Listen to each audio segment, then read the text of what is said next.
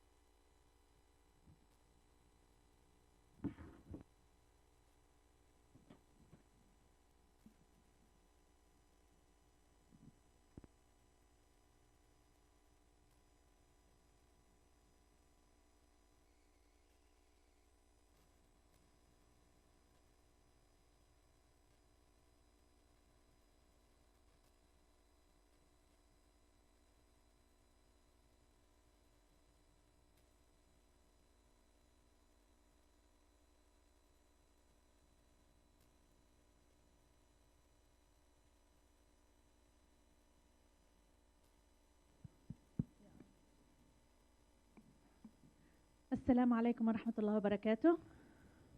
Welcome again today for the people who attended the workshop yesterday. Ahlan wa sahlan. We want today to introduce one of this year HIPAA judges, and we are introducing Alison Wright. She is actually a New York-based documentary photographer, and she was recently called as the National Geographic Traveler of the Year. And I will give her the mic. I will give her the mic to introduce her more, to introduce herself more and in details. And I would like to say, as usual, after this lecture, the certificate is waiting for you. Don't forget to take it, please. And we will have also a break in between when it's suitable for you. Thank you very much. Yeah, that's good. Hi, can you all hear me? I really want to thank everybody here at HIPAA. They've been absolutely incredible, the staff. I feel very welcome coming here. Thank you very much, and thank you so much for taking the time out of your evening to come tonight. I believe the format is that we need to break in an hour. Don't feel at all uncomfortable if you need to leave. And then I would like to talk about my own personal journey and what photography means to me, and sort of a bit of my story for the beginning part. And then in the second half, I'm going to talk a little bit more about maybe some technicalities of making photos. I think you're all very interested in photography, so maybe there's a little nuts and bolts, a little something that maybe I can talk about with making some photos. So hopefully I get this right. So this show is Face to Face, Portrait of the Human Spirit. It's actually taken from the title of a book that I made that I'll talk about some of that work. But it's, I love to photograph people. I travel almost constantly around the world. I've been to about 150 countries. And it's started back, I'd have to say, with my parents, that my mom was a flight attendant for Pan Am back in the day when it was very glamorous to be a flight attendant. We traveled a lot. My mom's from England. My father's from Belgium, and then they met on a flight, and they flew to the States so I could be born and get dual citizenship. I'm actually the first American born in my family. And, but I had this wanderlust, I would say, since I was a young child, because I traveled so much, and so this is how my mother saw the world, and much to her dismay, this is pretty much how I see it. So, a little bit different. And this is me covering the revolution, the overthrow of the government in Nepal, which I'll get into. But first, I just want to talk about a little bit about how I got into photography. I was very drawn to it at a young age. I was in high school. I think about 15 years old when I first heard the word photojournalist from my English teacher. He taught me how to use my first real camera. And I was on the high school yearbook, the school newspaper. I loved it. I always was taking pictures. And I remember when my teacher said, you know, you could actually make a living at doing this. And I said, that's what I want to do, be a photojournalist. And so for me, it's been really unwavering since I was a teenager. So I went on to study photojournalism at university, and I really dreamed of traveling to Asia. It was my, I worked, you know, doing jobs while I was in college just so I could save my money. And when the time came, I really wanted to go to India. When the time came, my father said, it's so far, it's so dangerous. Why don't you go backpacking in Europe instead? Which didn't sound that interesting to me, but I did it to sort of appease my dad and make him feel more comfortable. So I went backpacking through Europe, and I sent postcards saying how much I love the beaches of Spain. And then what I really did is I jumped on a boat over to North Africa, and it was my first glimpses of seeing real poverty and people in need and refugees, children that were struggling. And I thought, for me, it was a very defining trip. I decided this is what I want to do with my life and my work. I want to do something that will in some way help people. How can I do that? So then I went over to Greece, and I had someone mail postcards from Greece telling my father how much I was loving the beaches of Greece. And what I really did is I jumped on a boat and I went over and hitchhiked around Palestine, Israel, and into the Sinai. I lived with Bedouins there, and then they bombed the American embassy in Beirut, and I hitchhiked into Beirut, and I got caught, and I got held in a military camp and got in all kinds of trouble. But I was 20 years old, I was fearless, and then I had this idea to go live in the middle of the outback in Australia, so I did that for 3 years. And so when I came back to the States, I showed my photographs to a newspaper when I was back in San Diego in California, where I'm from. I didn't actually live in San Diego, I lived in San Francisco, but I just showed my pictures to this newspaper asking if they thought I had any chance of making a living at doing this, and to my surprise, they hired me on the spot. So I ended up living in San Diego for a few years, and that's really how I cut my teeth in photography back when there actually were newspapers. we don't have them too much in the States like we used to, but for me that was a great way to get into learning how to shoot every day, how to edit, and I had a developing country right in my backyard with Mexico, so I did a lot of border stories, and I did a lot of work with children over the border, sort of in my own time. And so I'm a real believer in finding your own projects of passion. So I remember being 24 years old and at this newspaper, and I thought, I'm so old. I'm just, you know, I'm never going to get to India. I'm never going to get to travel. And I was flipping through a magazine. I saw these beautiful children, doe-eyed children in a magazine. And I called the photographer telling him how much I loved his work. They were these children in India. And he said, well, I'm a UNICEF photographer.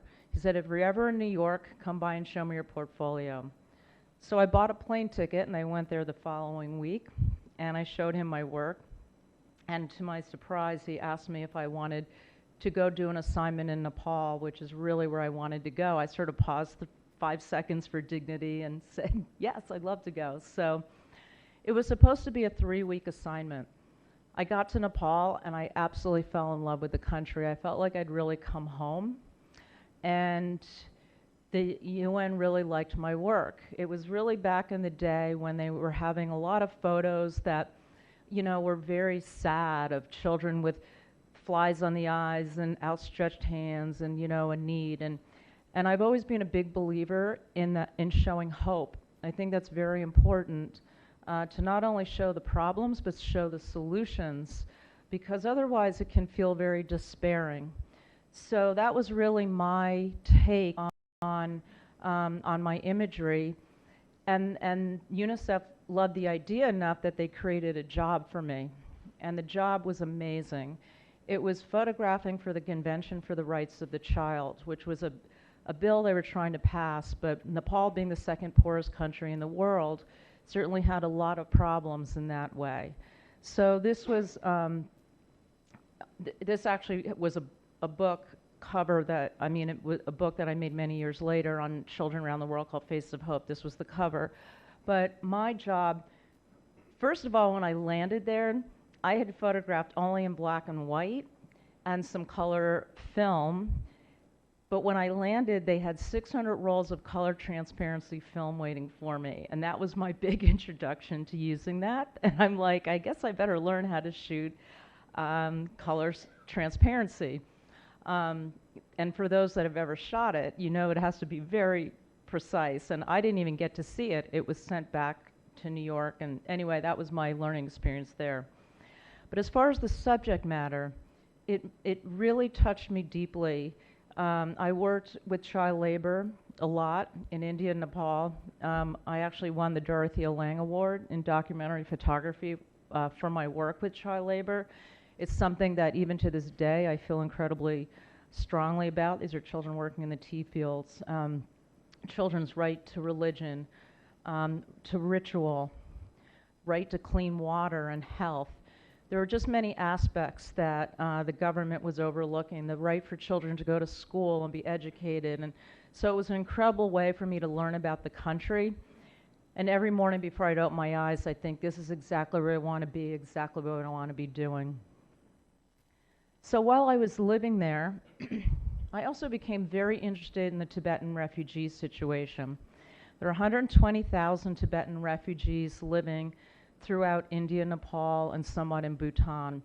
And what I found really interesting was how is this culture surviving without a country? And I have to say I became completely obsessed with this, and I've actually been photographing this for over 20 years, but I collected thousands of photos and hundreds of interviews, and I looked at all aspects from religion, culture. It just was really fascinating to me. This last picture, whoops, sorry, I don't know how to go back, but that was Bodhanath Stupa in Nepal, because 6,500 monasteries were destroyed in Tibet, and many have been rebuilt throughout India and Nepal, and how they're really managing to maintain a culture since the Chinese invasion sort of tampered their culture. So then I started going into Tibet and really looking at how was the culture inside versus outside, and I was getting more and more remote. So this is in Tibet. Now, I literally did hundreds of interviews with Tibetans, asking them, you know, they're a very successful refugee in that they're self-supporting through carpet weaving and agriculture, and that was fascinating to me. But so maybe some of you, are familiar with Tibetan Buddhism, but they believe in reincarnation, in their version of reincarnation. I'm just going to share this story with you, but they believe, especially with the lamas, that they come back, just as the head of their spiritual and political leader, the Dalai Lama, has come back and reincarnated. So a Tibetan friend took me in northern India to Darjeeling to meet one of the Dalai Lama's old teachers, Kalu Rinpoche. So I met him while I was waiting outside to meet him, and it was pouring rain, and his caretaker came out and said, "I'm really sorry, he's too ill to meet you." And we had to leave, and I was sad because I thought, oh, well, I'll never get to meet him or photograph him, and sure enough, he died 3 months later. So now this is many years later, and I hear that they found a reincarnated Lama. They found his reincarnation. So I thought, I've got to meet this monk. So I went and I met him in India, and the boy was on the bed playing Game Boy because he's a child, but his mother said, "Oh, this photographer wants to meet you." And so when I walked in, the boy looked at me and he said, "I remember you. You came to see me. It was pouring rain. My caretaker was making momos, these little dumplings." He said, "I was too ill to see you then, but I'll see you now." So I thought, okay, that's interesting. But so then in Tibet, there's, have gone to that many times there now, just kind of looking at the culture. These are prayer flags there, and I start going further and further out. And I'm especially interested in the nomad. I've been doing different stories with them and sort of the demise of the nomad because they can't, it reminds me, I guess, of our own American roots, a little bit like Edward Curtis, the photographer that photographed the demise of the American Indian. The Tibetan nomads, I believe, will not be around probably for another generation. They're no longer allowed to live nomadically, and they're being herded into towns and cities. But these are some of the nomads that I found and lived with. My car broke down in the middle of the in the river and had to get a bunch of people pushing it out. But I love sort of these are found people and some of the costumes and some of the looks. This father with his son. Cheeks are burned from the sun. So I actually really lived with these people for many years, and because I was eating all the food, I got all the illnesses of typhoid, malaria, hepatitis. I got dengue fever. I've had worms and a worm in my head. I've had like all kinds of things. So there came a point where my doctor said, "You cannot go back. And you can't stay in Asia, you need to go get treated back in the States." So that was my decision to go back to graduate school. And I went to UC Berkeley and I did my master's degree in visual anthropology, studying culture through photography and film. And I used the basis of this Tibet work to be my master's degree. And so that became the basis of my first book, The Spirit of Tibet. Michael Jackson, alive and well, and living in Tibet somewhere. Some more of the people that I was meeting along the way. So this little girl I photographed, I saw her, I was at a horse festival, and I was in my car, it was pouring rain, I didn't want to get out, and then I remembered why I was there, I have to get out of the car. And I went to photograph her, and I didn't like the pictures. It was, bad light. So I brought her into the school, and I put her on a desk and got this light. This is all natural light, as much of my work is. And this was film, but I knew in that moment I really had something. And I didn't even see the picture till 3 months after I shot it. And then when I got back, I was doing a piece for National Geographic, and they put all the pictures on the wall that they've chosen, and my editor actually let me know which one she was looking at. And I said, "Oh, you didn't choose this one?" And she said, "No, the colors weren't right." And I said, "Oh, do me a favor, could you just put her on the wall anyway?" And so then the main editor walked by and he said, "Yeah, that's the one." So that was great, because she's been in the magazine on the cover, and she was recently on the book cover that National Geographic published, celebrating 125 years of National Geographic, and they chose it out of all the images ever taken there. So that was a pretty good honor there. So over the years, as I continued with this body of work, as I got older, so did the Tibetans, and I was very interested in the new generation and how are they surviving, having never been to their culture and their country, and looking at what how they're looking at their culture. So I got this call from the Dalai Lama's secretary, the Dalai Lama being the political and spiritual leader of the Tibetan people, and he lives in exile. He hasn't been back to Tibet since March 10th, 1959. So he lives in exile in Dharamsala in northern India, and he wanted to meet me, and I thought, oh, that's great, you know, I go get a little blessing from the Lama, and so I went to meet him, and this was in the late 80s before he won the Nobel Peace Prize, and it was just such an incredible meeting. We had a lot of time together, and we ended up becoming very good friends. So I've now photographed him many, many times over the years. This is, I think, the first photo I took of him in the late 80s, and it was actually quite funny because I sent a picture back to my parents saying, look, I met the Dalai Lama, and they hadn't heard of him, and my mother said to my father, oh my gosh, Frank, she just saw this picture of a guy with shaved head and mala beads, and she said, my father, I think she joined a cult. Go over to Nepal and get her. So my father showed up with my brother to sort of do this, you know, intervention, which is pretty funny. But so I'm like, no, it's a culture, not a cult. But then he became a huge, huge advocate too. But so I've shot about 40 book covers of the Dalai Lama, and then my next book was called A Simple Monk, and it was years of traveling. This is the cover of the book, but it's years of traveling with him and different photos I've taken of him. And I find him to be an incredibly special man because he really believes that kindness is his religion. And how can you go wrong with that? You know, I think that that's such a basic tenet throughout all of religions that I think he has a very wise view. But I'll share with you something that we were walking from his home to his office, and he's here just blessing the guard holding his rifle.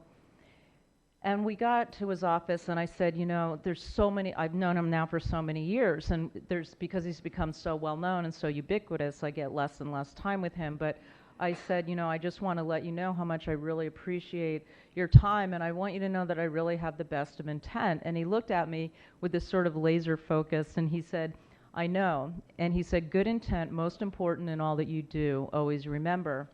And I think that that's a very lovely saying that I carry with me, because I always think, you know, what is my intent here? And I might not always say and do the right thing, but I feel like the purity of my intentions are really what matters. And I think about that a lot when I'm making a photo, especially with, you know, the sort of the subject matter that I often cover, and with people, what is my intent? So my life was really where I wanted it to be. I lived, you know, for many years. I continued to live in Asia after I finished graduate school. I went to, you know, I lived half the year in Asia, and I traveled and worked there quite a bit. And I was working on another book, another project. And I was in Laos, a small country, as you know, in Asia. And it's a very simple country in that there's not a lot of infrastructure. And I got on a bus. This is a very typical bus there, wooden seats. And the bus I was on, as it was coming, it was traveling through the mountains on a very high, precipitous mountain road. And the bus didn't make it. We actually were coming around a corner, and I saw this huge logging truck come towards us, and it slammed right into the side of us. And I actually had time to think, like, wow, that was close, and then all of a sudden it just slammed into me. And I remember briefly waking up. My first thought was to grab my film, like I had a bag of film at that point, and then I guess I passed out, but the bus caught fire, and everybody had gotten off the bus except for me. And two very brave men, came back on the burning bus and pulled me off. And I'm really here, and I think about this every day because of the kindness of strangers, but when I came to on the side of the road, I realized that I was in really bad shape. Very quickly, I realized I was in bad shape. I had broken my back. I couldn't move. My arm was half severed off. I had major internal injuries. I had broken so many bones. I just couldn't move. And my big concern was that my lungs had collapsed, so I couldn't breathe. and nobody would stop because there was a lot of guerrilla warfare. There was a lot of shooting going on, and they have a lot of banditry and problems there. So I lay there for many hours, and the people around me died. And then these villagers actually came and dragged me to their village, and they sewed my arm back on with an upholstery needle and thread, no painkillers or anything. And it was so moving because they kept me in this room, and they wouldn't leave me. They stayed with me, but they had no health care, they had no infrastructure, they had no phones, they didn't even speak English. And after 10 hours of laying there, it was very clear to me. It wasn't like I resigned to the fact, it was just clear that I was not going to get out of this situation alive. So I wrote a note to my family, and I let them know how I died and where I died. It was very important to me to let them know that I didn't die alone and I didn't die in fear. And it was just this amazing near-death experience that it's very hard to articulate because there's really no verbiage for it, but I really got in this moment how truly connected we are, which, you know, the irony being that all of my work is about this premise of how are we universally connected. And the other being that so much of my work is working in post-disaster conflict areas and feeling, you know, and working for people that don't have health care. And here I was in this situation where it didn't matter how many credit cards or how much money I had, I was not going to get out of this situation alive. So this man found me. He was a British aid worker, and he came and he said, "Allison, I'm going to get you out of here." And he put me in the back of a pickup truck with his wife. They were driving, and they were amazing. Like, I would not be standing here if it weren't for them. But I woke, when I got to they couldn't even, there was no health care in Laos, so they got me to Thailand, and a little border hospital, and there's one border hospital there with one doctor. And the doctor holds up this x-ray and says, "Oh my gosh, I've never seen this before," which is not really what you want to hear your doctor say, but my heart had also been torn out. And he said, "I don't understand how anybody can live for 17 hours with a herniated heart." And right then I flatlined again. So this guy got me on the table, and I woke up, and I was like 3 weeks in intensive care. And when I woke up, my brother had come in and some friends, but it was really touch and go, and it was really close, and it was, I share the story with you because it was really life-changing for me in a lot of ways. I was then medevaced back to the States, where I was given the pretty grim prognosis that I would never walk again. And this is like weeks and months into it, but I was bedridden for months, and here I was an avid hiker, kayaker, scuba diver, yoga, you know, Everest Base Camp twice, and, you know, of course, working as a photojournalist, and then this realization that I would probably never walk. And so it was challenging, you know. It was really months of surgeries, and I had more than 30 surgeries, and this doctor came in at some point after one of these surgeries, and he said, "You better think about what you want to do with your life now, because you're probably never going to walk, and you're never going to work as a photographer again, and you're probably never going to walk again." And I was like, "Really?" Because I plan on climbing Mount Kilimanjaro for my birthday next year. So he sent me a psychiatrist saying I was in denial, and so it took a couple of years of rehabilitation and learning how to walk, but I finally got back kayaking. Like, this was Glacier Bay. This was a really big, in Alaska, and that was a big monumental thing for me, just to be back in the outdoors and back moving. And then it took me, you know, a couple of years. I made it to the top of Kilimanjaro, and this was huge for me because I felt like I was getting my physical strength back, but as every good mountain climber knows, the real survival's in the descent. What do you do, you know, with the life that's been given back? So I had a different journey at this point where I couldn't photograph, so I wrote.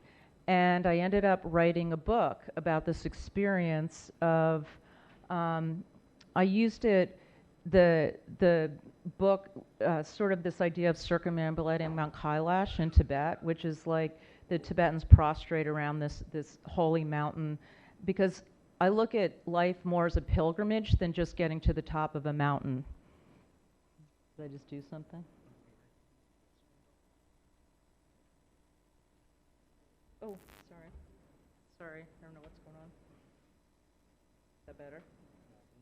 Don't stand on that? Okay, well, that's interesting. So I wrote this book about this experience because I just felt like I wanted to tell the story of, you know, the years of rehabilitation and getting through this. So I went back. Like for me, I realized in order to get through some of the trauma that I needed to go back and get back on the same bus. And so I went back to Thailand. I was able to thank the doctor for saving my life, and he sort of laughed and he goes, "Oh, you're so small. I had no idea you were so short," because he'd only seen me like sitting down, like laying down in a bed. So that was funny. But for me, it was important to go back. I got in the village, and I took the bus again. And what was so moving about that experience is that all the villagers came out and they were crying and weeping and really, you know, so moved to see that I was not only alive but walking again. So this is the book that I wrote, Learning to Breathe, about this experience. And so with this book, it prompted me that, you know, people ask, well, how did this change your life, this experience? But for me, it didn't that it changed my life as much as it, you know, many people go through a near-death experience and they question what they're doing. For me, it really reconfirmed that I'm on the right path. All I wanted to do was get back photographing. And that was really my, you know, we have a saying, the carrot at the end of the stick, you know, for a horse. That's what it was driving me to get back and working again.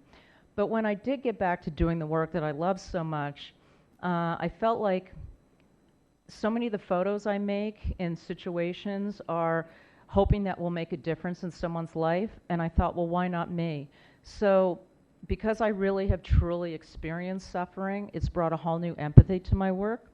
So I started this foundation, and it's called Faces of Hope, and it's connecting photography and philanthropy. And the first thing is to help women and children through education and healthcare around the world. And every cent that I get through this foundation is to give back to the communities that I photograph in. Because I always hope that, oh, if I take a photo, hopefully this will help someone else.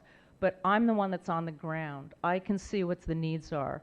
So the really great thing is just what I've been able to do over the years through this fund, you know, helping girls go to school in Africa, India.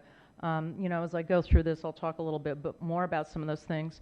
But through the website, I show what I've seen, and I tell people, okay, I donated to this. If you'd like to find out more about it, you know, and then I do show the story that I've shot on it. So for many years I worked, you know, I worked in magazines and I published 13 books, and for a few years I worked for the Travel Channel.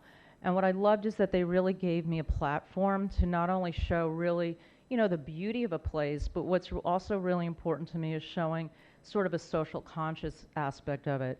So really showing this is Angkor Wat and really looking at the beauty of Cambodia, but don't forget about the kids that have been affected by landmines and addressing that issue. That's important. You know, the beauty of Burma and the, you know, all the, now Myanmar, but then also going and having this amazing opportunity that I was able to interview and photograph Aung San Suu Kyi while she was still under house arrest. And I call this sort of in the shadows. There's always like these beautiful things, but then also looking at sort of human rights issues along the way. So my work, I would say, is really working with, you know, indigenous cultures and people all over the world, but also I do a lot of work in post-disaster and conflict areas that I'll talk about. But I love working and spending time with people that live close to the land.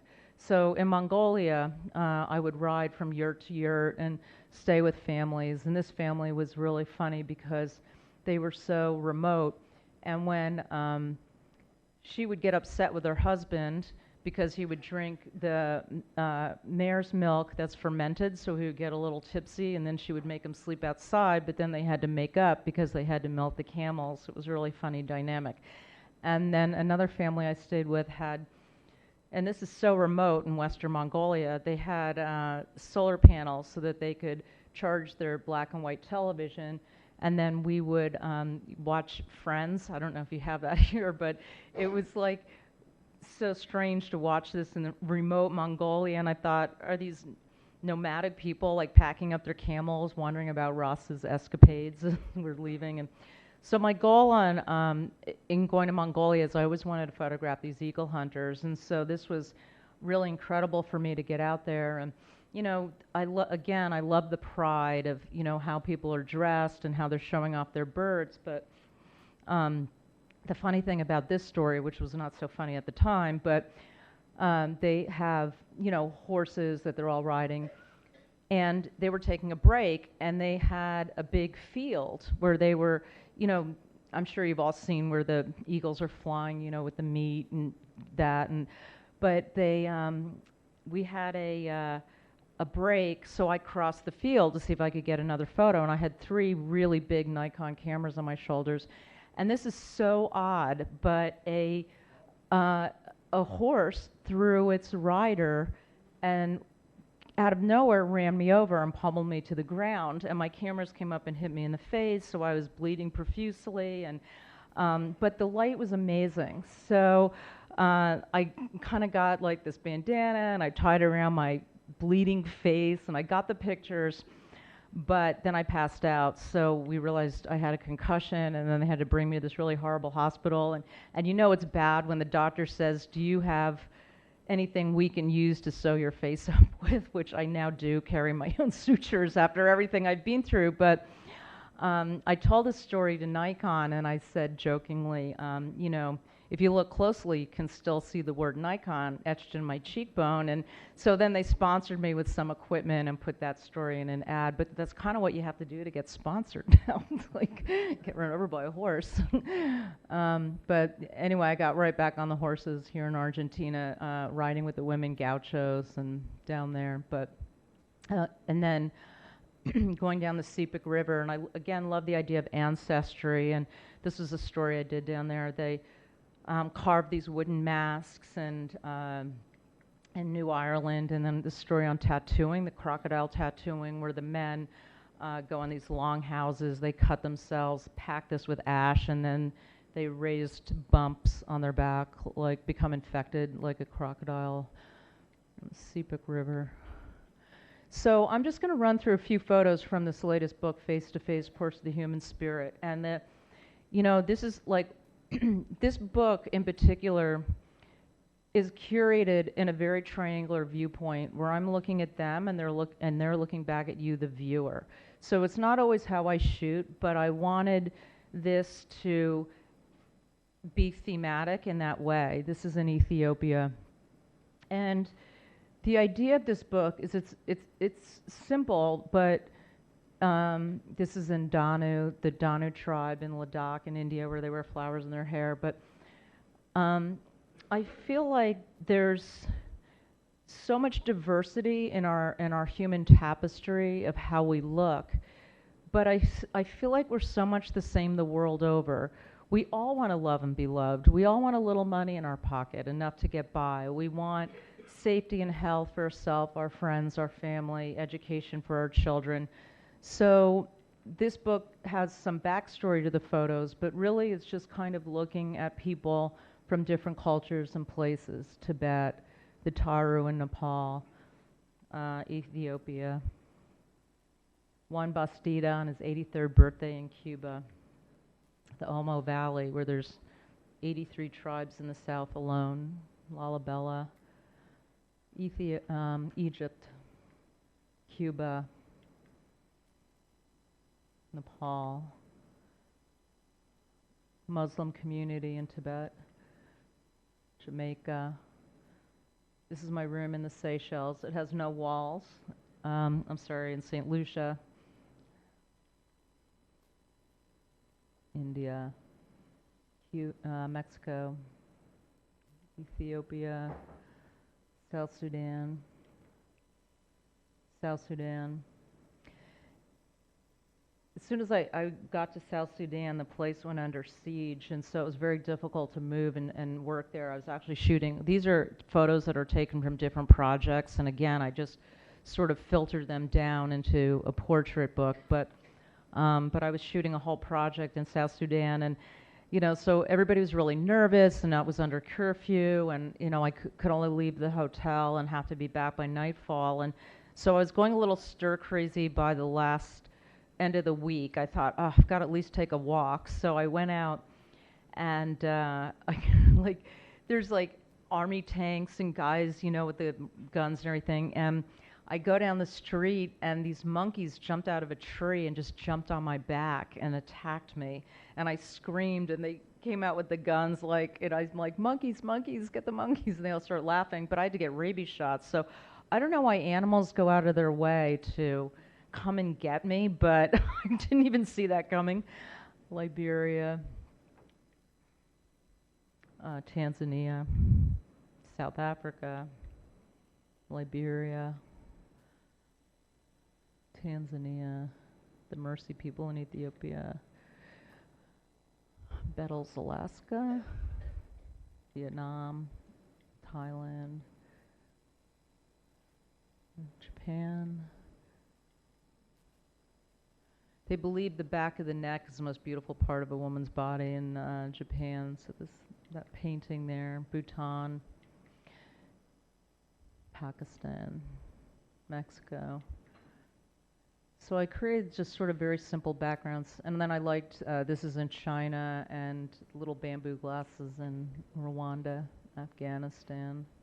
The Sami reindeer herders in Arctic Finland. India, Kashmir. There were just all this guns going off on the lake, and this girl just paddled up and just handed me this little lotus flower, the symbol of peace. It was quite a beautiful moment. And at the Golden Temple, I loved this interaction of the man with his child dipping in the holy lake. I did 3 books for National Geographic on London, Great Britain, and China. This is part of the China book. China. I did a shoot. This was another shoot for them, but this was in China. This is the latest book I'm working on, Human Tribe. So I just wanted to show a little bit of the dichotomy of what I do, because I do a lot of work for different magazines, and this was actually a really beautiful shoot at the Amanyara Resort in Turks and Caicos, and it's very expensive. And I remember being there when I got a call that there's just been an earthquake in Haiti. How soon can I get there? So I went from there to being overnight in Haiti that I really didn't know anything about, and it was just completely devastated after this earthquake. And so this family that I didn't even know, they said, you can't be out, and I went with really just my cameras and a change of clothes, but they said, stay with us. You can't sleep inside anywhere, sleep in our garden. And so I was so touched by that, because this family was so welcoming despite having lost everything themselves. And so I would go and photograph these sort of atrocities all day. And the grandmother who'd lost her home and everything would give me a little kiss in the morning and a little cup of thick black coffee every morning, because I love my coffee. And every night I came home, they made sure I had something to eat and warm water to wash with. I was really touched by them. And I went out and I struggled with, how do you show compassion in a world of chaos? How do you make people care that 300,000 people have just been killed in an earthquake? And for me, it's really kind of zoning in and trying to show the individuality, so it's not just some number that we can't even absorb.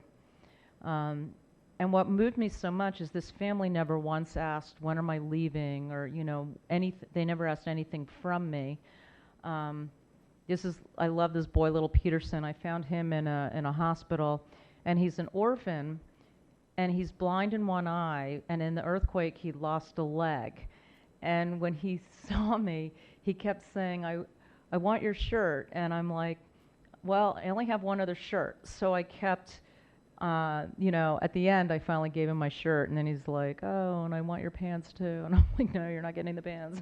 But I then got another story and I got to go back. And so I got to bring him clothes. But you could see a lot of the children needed progressive prosthetics. And this I'd never seen before, but some of the children had really spontaneous trauma. Like this girl hasn't even been hit. She went blind just from the sheer trauma of it all. And I met children that had gone deaf and blind just from the trauma. And this girl asked her mother to describe me, and then she asked me to sing a song in French, which I really only know Frère Jacques, and I'm not a good singer. So then, I started to sing it, and then she asked, for me to stop, and so I think I further traumatized her.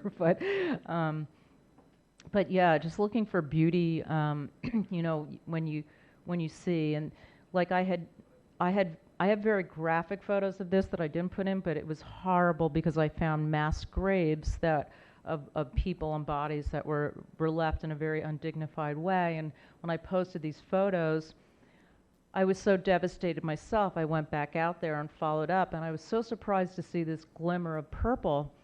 And there were 2 priests out there blessing the bodies, which I'm not a particularly deeply religious person, but I was really happy to see that there was some dignity coming back to the lives of these people, but also that they had brought 2 bulldozers and they themselves were bearing the bodies, which was really moving. And you look for moments like this, covering the tsunami. I was there in Sri Lanka and where people had died there. I just wanted to finish one story about the Haiti thing. When I left, I had a UN evacuation flight, and this is so moving that I opened my backpack, and there were 2 pounds of Haitian coffee in there that the grandmother had put in there. And I was like, I get teary like every time I even think about that, because it's the people that have the least that really give the most. And I drank one of those coffees, and I still have the other one in my fridge, that every day I open my fridge, I look at that, and I just think, how the kindness of strangers, that someone would do that had nothing, had lost everything, and still she gave me this coffee. The same thing I found when I was covering the tsunami. A couple had nothing, and they're sitting in the middle of this rubble, and the man invited me to come, and he climbed up a coconut tree, and he offered me a coconut, and he said, I would give you coffee or tea, but I have nothing. I give you a coconut. And his wife handed me 5 little conch shells that she said, the sea, this is all we have, and the sea left these. So I still have those. Those are the kind of things that mean the most to me.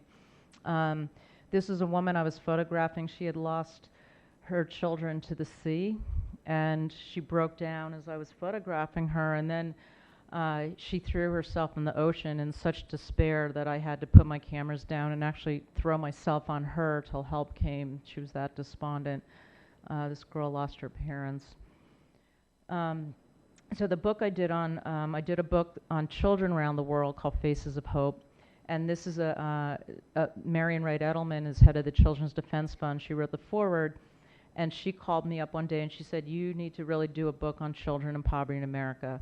So I did that for a year, and it was really an unbelievably, I have to say, devastating project, because as I mentioned before, I'm always trying to find hope, and I found a lot of sadness in this. But this was on a Navajo reservation in New Mexico, and how for New Year's the kids were dressed up for this powwow, and they're in their really beautiful outfits, but really then they go back on these reservations, which they're no longer an agricultural society. There's really no work for them, and as you can see, it's cold in the winter, there's snow, and this family's living on a bus with no heating, no water. They don't even have a car to get off the reservation.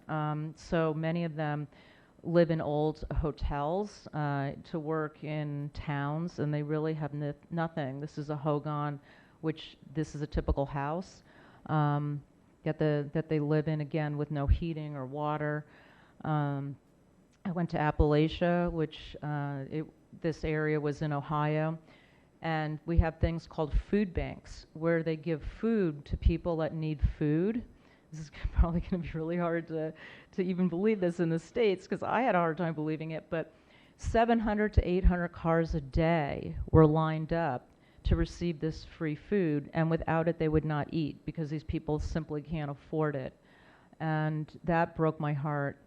Migrant workers in Texas, again, no running water, living in cars. A lot of the children have health issues because they're eating such processed food or the wrong food or too much sugar, McDonald's, just a lot of trouble with the children. This is a typical food bank where people, they either come in their cars or they get out and they come through and they get a shopping cart. Photographing a mother that just slit her wrists because she can't afford shoes and food for her children, Mississippi. Her husband's in a detention center in Mississippi. 16 people living in a trailer in Mississippi. So that led me then to covering Katrina, which they're very graphic and hard to look at images, so I don't have them much in here, but it was handled really poorly. So here's me working with the National Guard, and it was very devastating to see what happened in the States. So another big project I went, this is Afghanistan, and I chose to not be embedded in Afghanistan. I wanted to photograph what was happening with women and children. So I just went by myself, just covered. It was hard. It was hard to photograph there, but I wanted to see, were girls able to start getting in the schools, the challenges that the children were having, situation with landmines. I call this one, Are You My Mother? But this is in the market. And the women were incredible. I got incredible access because it's difficult to photograph in Afghanistan, but the women would throw their burqas over me and hug me and kiss me, thank me for coming.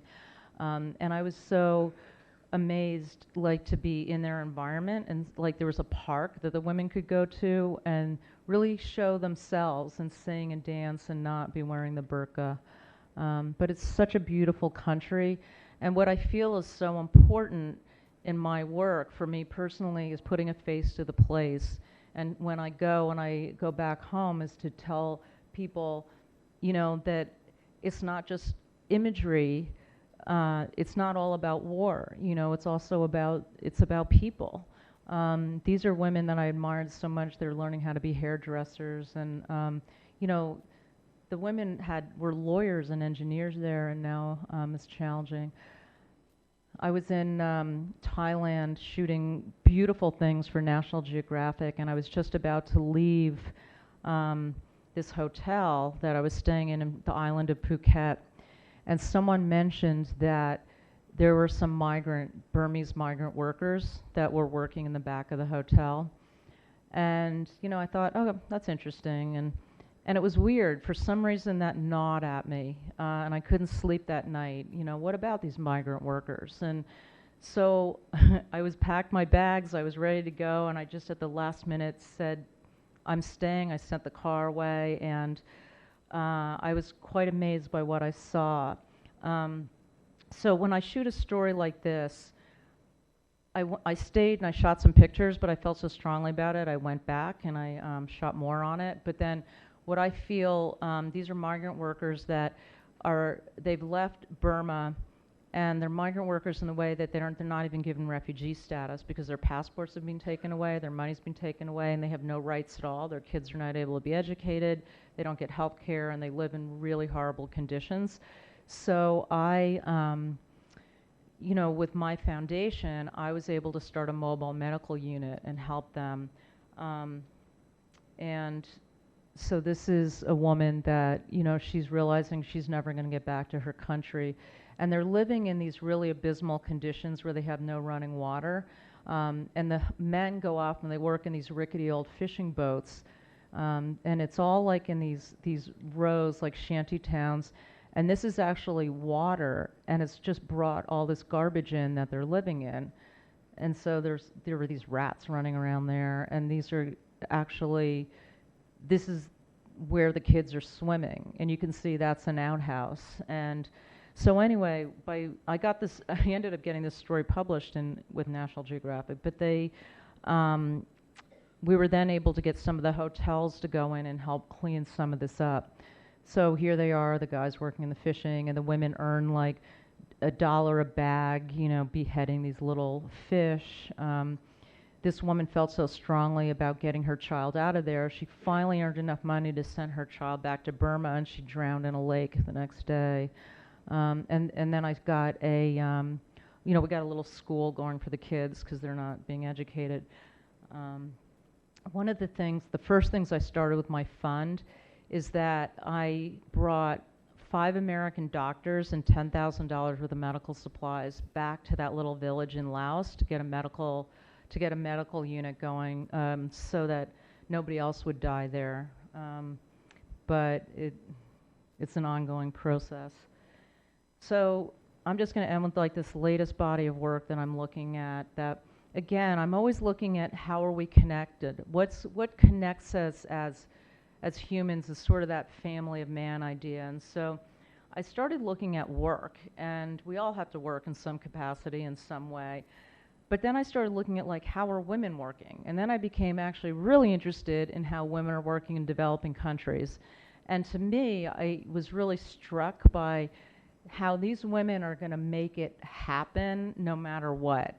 And in a lot of these situations, like this is in Nicaragua. So I was shooting a project there, and every morning I would go. I was really struck by these women that were knee deep in this huge garbage dump, collecting recycling for $1 a day. They were all widowed, or their men had left, and they were just trying to get by. And you know, they're going to somehow figure it out to get money to bring it in for their family. And you know, well, often in these countries, the men sort of are gambling or smoking or gaming and taking the money, and you know, they don't have much control. So we're still in Nicaragua. This woman took over this mask making business for her husband and the coffee plantation. So then, if you're doing a big meaty project, as I often tend to do, and I will then make books out of them, or you know, different, you know, segue articles, that you need funding, accessibility, and end product. I know I can get the end product, I can get the work published, but I need, you know, funding, and then I wanted accessibility. I didn't want to just get women toiling in the fields. I wanted to really look at what are the ways that women are making a living. And so I worked many assignments in Africa for about a year, and I was really moved by what I saw. I find these women are so inspiring. So they're not just working kitchen gardens. These women there are really learning how they can make a product, how they can make a profit. And so sometimes they're in situations where they're working alone, but now they're working more and more in co-op situations, and you know, not only working together but selling together. So Tanzania, I was in Tanzania, I was in Uganda, Kenya, South Africa, Liberia. This is a swamp where the women have, you know, created all this. And then you have the loans and the microloans. This is really changing the face of work for women, how a little bit of money, you know, can help them. And this creates a sense of community, because it's not only helping them become a little financially stable, but it creates a sense of community where they meet every week, they pay back the loan, and if one woman can't make it, another woman jumps in and helps her, you know. And I'm like, wow, I'm kind of jealous of that support system. That works out really well. And then mobile money, that's really changing the face of Africa. That's especially big in Tanzania. So if your business has grown to the point where you can't always leave your business to go and pay back the money, you can do it on the phone. And that's big. So then this is Liberia. A woman makes $30 or a few dollars a month, but she's reliant on mangoes, like how sustaining they are. Then this woman got a loan. She opened a shop.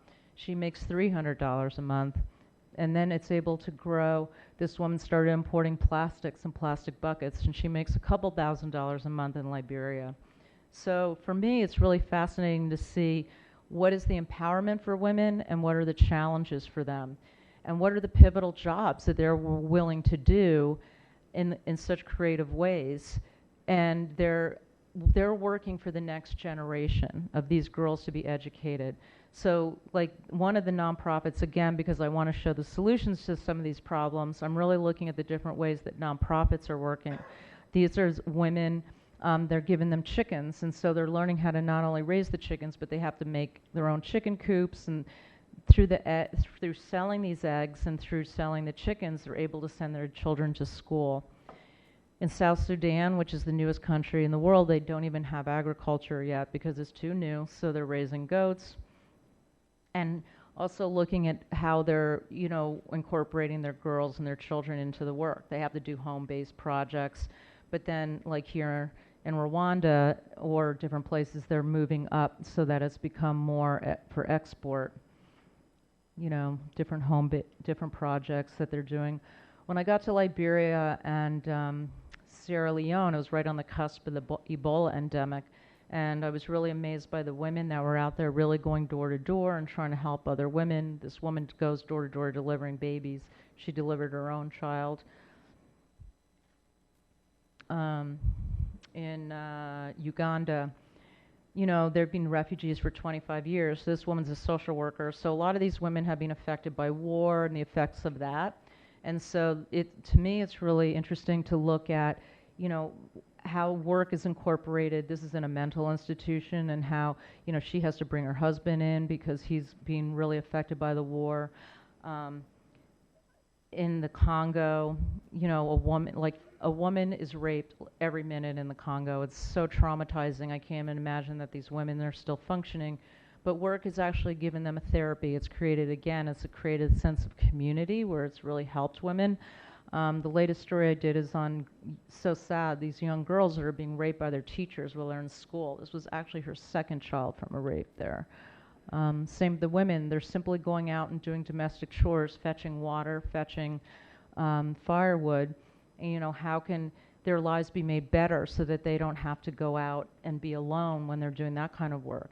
And how the work creates a sense of, you know, therapy and community for them. This is a woman in the Congo that bought fishing nets because, you know, with this, they call it like a merry-go-round pot of money, where each gets the pot of money at the end of the month. And she decided to buy fishing nets to be a fisherman, which is very unusual for a woman, but she can teach this to her children. And here in the Congo, doing work together. And here they're learning numeracy and literacy in the Congo, which is taking them to another level. Here they're learning cooking, and again, they feel such joy, but this has brought them, instead of living singularly and out alone, they're living together. And here they're learning to make soap. And when I was in the Congo, I was on my own, and my car got surrounded by these guys with rifles. I was kind of mildly worried when they marched me out into this forest. Like, you know, I'm saying to my driver, should I be worried here? And the whole village had just been shot by rebels, but they kind of were like, you know, shaking their clothes, and my driver said they really want soap to wash their uniforms with, and I was like, oh, perfect, because I actually just have a bunch of soap from these women, so that worked out really well. They make a penny a day with these bricks, making bricks, a penny a brick here in Rwanda. You know, looking at how they incorporate, you know, their child, and the home. This is in Swaziland, and you know, these crafts that they're making are for export. Like, they're not just, you know, just for them. And this is what's so remarkable, that they're taking it on another level. So I went and taught these women how to shoot cameras with little point-and-shoot cameras. And what was really remarkable about that is it actually stuck with them and worked, and they're able to sell their product on the internet now, so they can take that on another level.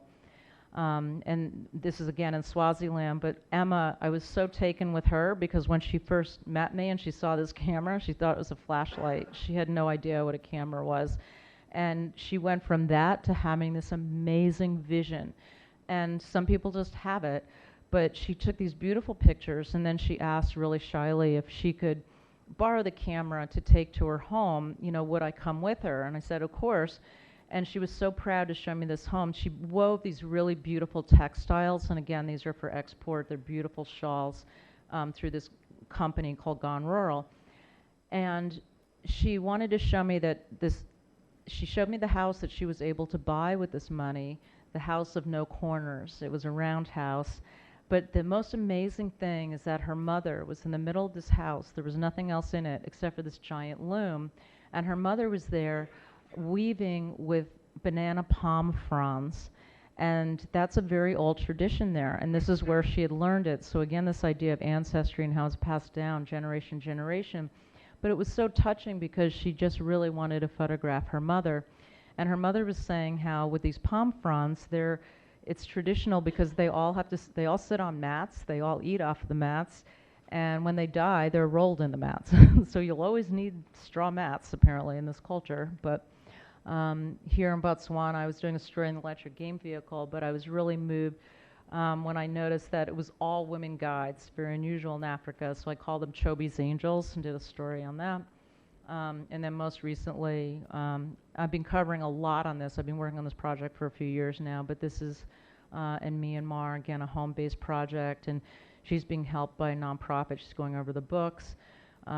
Just incredible conditions. They're earning $2 a day, like varnishing these guitars. The air is just thick with no circulation, making incense. She's there with her mom. And here in Myanmar, they have to be educated, but they're not educated. They don't study in anything that they're going to actually do. So this is her graduation picture in zoology, but she runs a mill, works as a laundress, tailor. And all of them, every one of these women, she's making coconut mats that they sit on. They're all working these jobs for the betterment of their children. Every single one that I interviewed is saying, I'm doing this. But again, you kind of see these men playing cards in the background. She's cleaning up the woodworking shop, the bakery. This woman worked in a factory making these strings, and she thought she could make a better machine, so she designed this that could make more rope. So now she runs it out of her home. And they're earning this money to send their girls to school in Rwanda, Liberia, Uganda, South Sudan. And this was a friend of mine that almost single-handedly stamped out girls being sold into bonded labor in Nepal. She'd give them piglets, so they'd sell a piglet at the end of the year instead of the girl child, which is sort of a sad statement about a girl's worth in Nepal. But this was after the earthquake, and so, I was really, because Nepal was my home for so long, I've done a lot. I was able to raise thousands of dollars through my fund for tents for Haiti and then for Nepal. But then I was also really struck by how much the women were, they're having to do a lot of the work with the cleanup and not only taking care of their families and the food and the kids, but also now doing the rebuild there in Nepal. So I just got back. I just shot a story for Nat Geo in Nepal. It'll come out later this year. But here the women are rebuilding. And, they see the need of what women actually need after a disaster like this and what they need for the kids, the malaria nets, the clothing. A lot of the single women were having to be housed and camped separately. The Dalit women, the untouchables, they weren't allowed to be near anybody else, so they were kept in solitary camps despite having lost everything themselves as well. Kids being educated. But I still love their pride after, all of this during the monsoon rains still coming out in their clothing. I shot this for Smithsonian. This is, a UNESCO World Heritage Site that is being totally desecrated, and so how do you show that? So these were photos that I'd taken of the buildings years ago, and then I just had passersby hold the pictures of what they used to look like.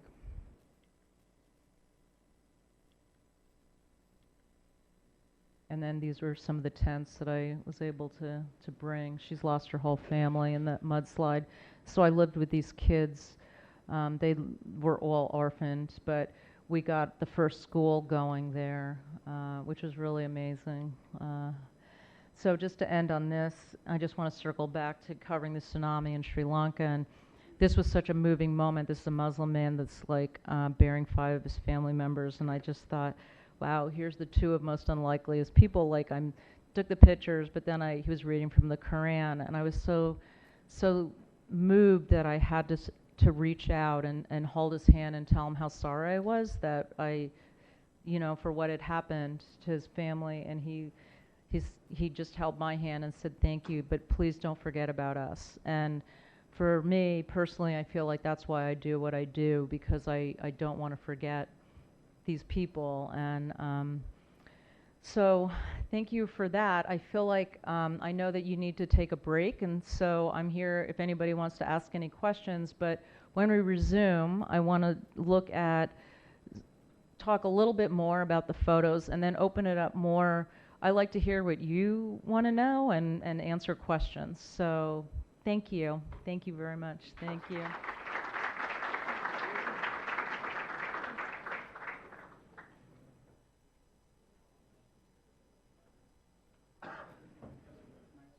Thank you. Portrait that you are taking, it is street photography or just a pure portrait? What Well, style will be done? thank you very much.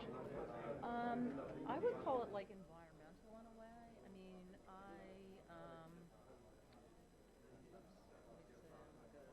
For example, your pictures but in I find Bhutan. them, these are people that I just find. But you know what? I think about my backgrounds, like I'm going to talk a little bit about that. Whoops. How do I make this go? Oh, maybe we go flat. Like I want to, yeah, there you go. For this particular book, I wanted it really simple, but I didn't want like just a plain background. I feel like I want to incorporate like a little bit of something that gives you an idea where you are, like that. And I like to, I What don't you know. are doing actually is something unique because portrait is like 7 kind of portraits. There's 7 kind of portraits. Yeah, street photography portraits, Uh-huh. portraits, Yeah. children portraits. So you are mixing up the portraits with traditional and cultural Yeah. background. That's why I Right. like it. Oh, That's why I thanks. asked you. Oh, thank Good you. job, Yeah. good job. You I don't bring know. it I'm up not to good at like being too pigeonholed, I think it's really hard to come up with an exact like what you would call it, because for me uh I like you have to think about like even though it looks simple, what's going to make you come back to that picture. Because otherwise it's like, there's got to be something that's unique and something captivating and the unique not thing in your work that you are photographing as nature. yeah. You are not preparing for something. Right. That's And it's natural light. yeah, Yeah. that's the thing. Right. It's amazing. Well done, studio.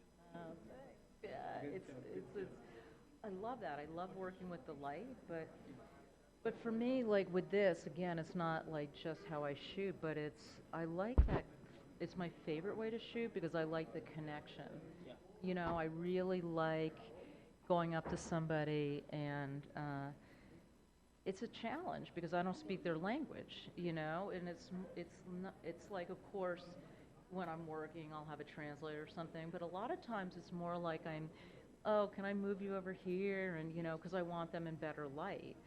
So there's nothing sneaky about the way I work, I mean, when I'm making portraits, And of the course, reaction is like natural. the other thing is if people are working, I don't want to ask them because then they're like, they get self-conscious. But with a portrait, I like that you're sort of communicating and saying, okay, I accept that, you know, you don't fear me and I don't fear you. That's the And I'm connection. opening up, Yeah. like I'm vulnerable because I'm walking with this stranger into their house or something. But they see that and then they're being vulnerable. And I think that's important because that's what I want the viewer to feel, that there's some tender moment, and that's what's really important because you can look at, I mean, we just judged this big contest. I mean, you can look at a million pictures, but there's always just those few that something connects you, the viewer. So that's what I feel like I'm conscious of, like what is it, that, and it's hard, It looks like they're very simple, but No, it's a lot of it's not thought. simple, yeah. And despite your success, for me, Mhm. the key of success that you're a girl. And your smile is connecting. Mhm. Because if someone like a gentleman went there and tried to photograph them, maybe they would be afraid or something. I don't think so because I think it depends, you know. Especially in Afghanistan. Afghanistan was hard. I Yeah. will say that. There's places that are very hard for me. It wasn't easy for me, but I mean, look at Steve McCurry though. I mean, he gets great portraits. I've worked with Steve a lot, you know, and he gets really good portraits. So I think that it's not. I think it's very much your approach, and I told that Dalai Lama story because I really think that there is something like, what is your intention, you know, and I'm really thinking about like, what is my intention, you know, and I don't know, you know, I don't want to take advantage. Like some people want to take a photo. Like I always think of making a photo, you know, because taking a photo really sounds like you are, you know, just taking. Yeah, like it feels wrong, you know, and I want to create something together, you know, and so. You want to transfer culture from here to there. Yeah, and if someone doesn't want to be photographed, I just, you know, that's fine. Usually, though, I find it's because they're shy. They don't want to be photographed, but they're like, no, no, no. You're a girl. And then I'm like, come on, you know, you really, you know, let's just get a photo. And then usually, always yes, you know. I do have very high success rate of Yeah. getting the photos, but, yeah, but. Which one is better? Is making a photo or taking a picture? Do you make a picture the way you want, it, or just take the picture the way how is it? Oh, I mean, it's totally both. You know, like I was just saying with the portraits, it's not sneaky. You know, I mean, those people see me, they know I'm there. I'm often moving them into better light because I don't want the technical aspect to get in the way. I want them to, yeah, I don't want to take a bad picture. I want to take a good picture, and that means, you know, getting that light right. But so that's kind of making a photo, but that's not, I don't always do that because I want people naturally doing what they do and not being conscious, you know. So often I just kind of take the picture before they, and if, they'll let me know if they don't want me taking their picture, you know. Yeah. As far as your own experience, which was the best, or I mean the most difficult experience for you all your career and journey? Well, what do you think? The one you Being creamed by a logging truck, I'd say, is pretty up there. That was, yeah, that was a bummer. Yeah, that was for sure the worst experience ever. It doesn't get worse than that, believe me. And you live. It was really the worst. Yeah, I mean, every doctor is just like, I can't believe you lived through that. It's, yeah, it's the worst. Yeah, how long terrible. was that? How long? How long was it? How long ago? Like 12 years ago? Yeah. Yeah, I mean, when I think how long it took to, like, get over. But, yeah, it was a long journey. It's still a journey, you know, but it makes me feel really grateful for what I have and what I'm doing. And that's why I really want to keep it giving back with this, you know, because it's, oh, thank you. Changing life points. Yeah. Yeah, for sure. It's really, yeah, changed my life. I'm really glad to. Oh, thank you. Yeah, when I say I'm glad to be here, I don't say that lightly. Yeah, yeah, thanks. Just leave you to have a break. Oh, yes, yes, please. so much. Thank you. Hi. Oh, yeah.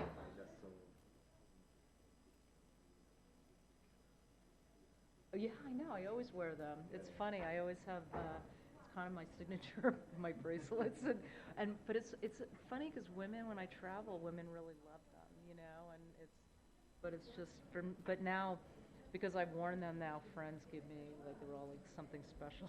So, I'm joking when I say with the women, yeah, it's one for each husband, and they go, what? Oh. Yeah, you don't have Amazon here, do you, in Dubai? You do? Yeah. Oh, okay, yeah, I mean, everything's on Amazon, but, yeah, it's, probably the easiest way here, because I don't know your stores or anything yet, but, yeah, I would say for sure, yeah. So, Are you a photographer? Are you a photographer? First, what's your question? Yeah, No. I will say, yeah. Stop it. Yeah. This is great. What a great center. I mean, yeah. Do you come to these events a lot? Yeah. Yeah, no, this is amazing. Yeah, no, I've had a really nice experience here. Yeah. No, because it's just a fund, because it's just me. But it's like when I present at different, things, and people are moved, oh, what can I do to help, and I just say, if you give to this fund, every cent goes to giving back to the people. It doesn't do anything to help fund me or my projects, or because it's an organization that has to be, I have to write it out and has to be okayed, and I can't even just give it to an individual person. It has to be like something like when the clinic in Laos, I brought 5 doctors because I don't know the first thing about what to buy for medical supplies. You know what I mean? I have to get people on the ground that really know what they're doing. And like I supported this woman in the Congo that was helping those girls that were being raped, and suddenly, and their families kicked them out, and they're not allowed to, be with their families. So this woman takes them in like a shelter and teaches them, different livelihood. And so anyway, I give her money because it's not just a little money can go a really long way in these countries, but it's also they're so far away for them to be recognized and know that somebody cares. You know what I mean? Because they're not like some big nonprofit. They're not like UNICEF or something. Just for her to have something is like, oh, help support her. So. Yeah, I mean, it's not like I do huge things, but it's something. Like for me, I need to do more than just take a photo. I want to feel like I'm like, for bringing tents or health supplies, something.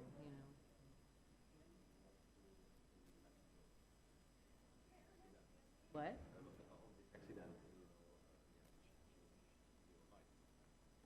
Yeah.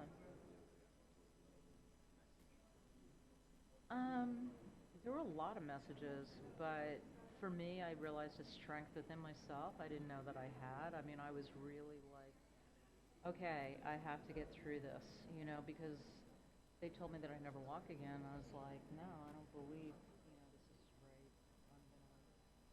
So, empathy, I have a lot more empathy for the people that I photograph, that I work with, and also, just changed. I wrote a book. I mean, that was a big, you know,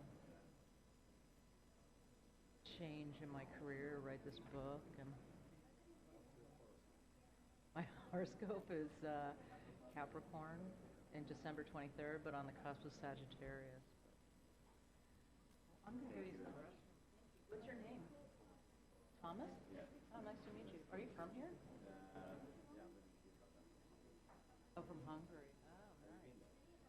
Oh, nice. Yeah, but not nearly like I want to. Like, I need to go visit that part of the world a lot more. Yeah. Nice to meet you.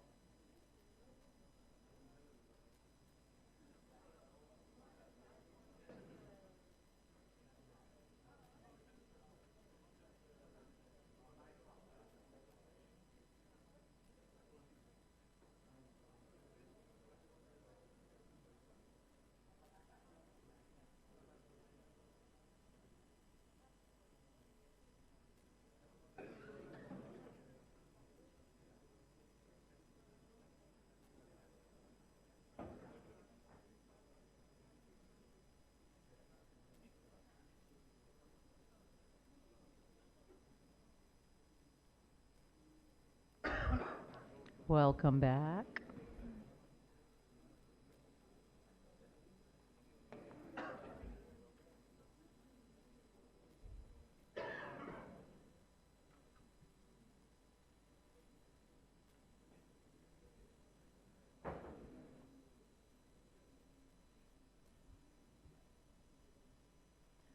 So I hope you'll all start following me on Instagram.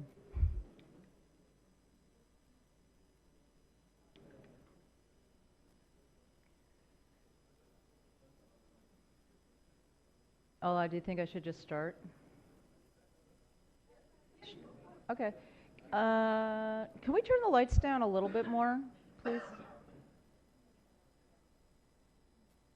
It's more just to see the photos. So in this session, I'd like to talk a little bit more about how I take the photos or think about taking the photos, and I really want to then open it up to discussion because it's really interesting to me to hear what you want to know. So this is just photographing people and a sense of place. And these are different photos that I've taken from bigger stories because I like to work in really big, meaty projects. But I think this is really important, and it sounds obvious, but find your who's whistling? Find your passion and pursue it.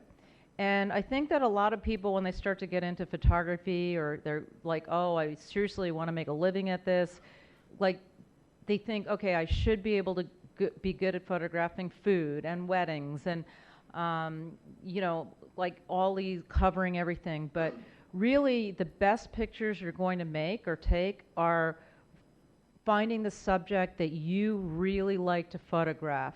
And as I was pointing out, a lot of the projects that I do that are big projects are things that I'm really passionate about. And you better be into it if you're going to do a big project, because it takes a while not only to photograph it, but then to put it out there in the world.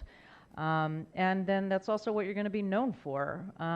So if you find your passion, but let's break it down. Let's look at what makes a good photograph. Composition, light, gesture, emotions. So these are things that I feel are elements that we could break down, like working with light.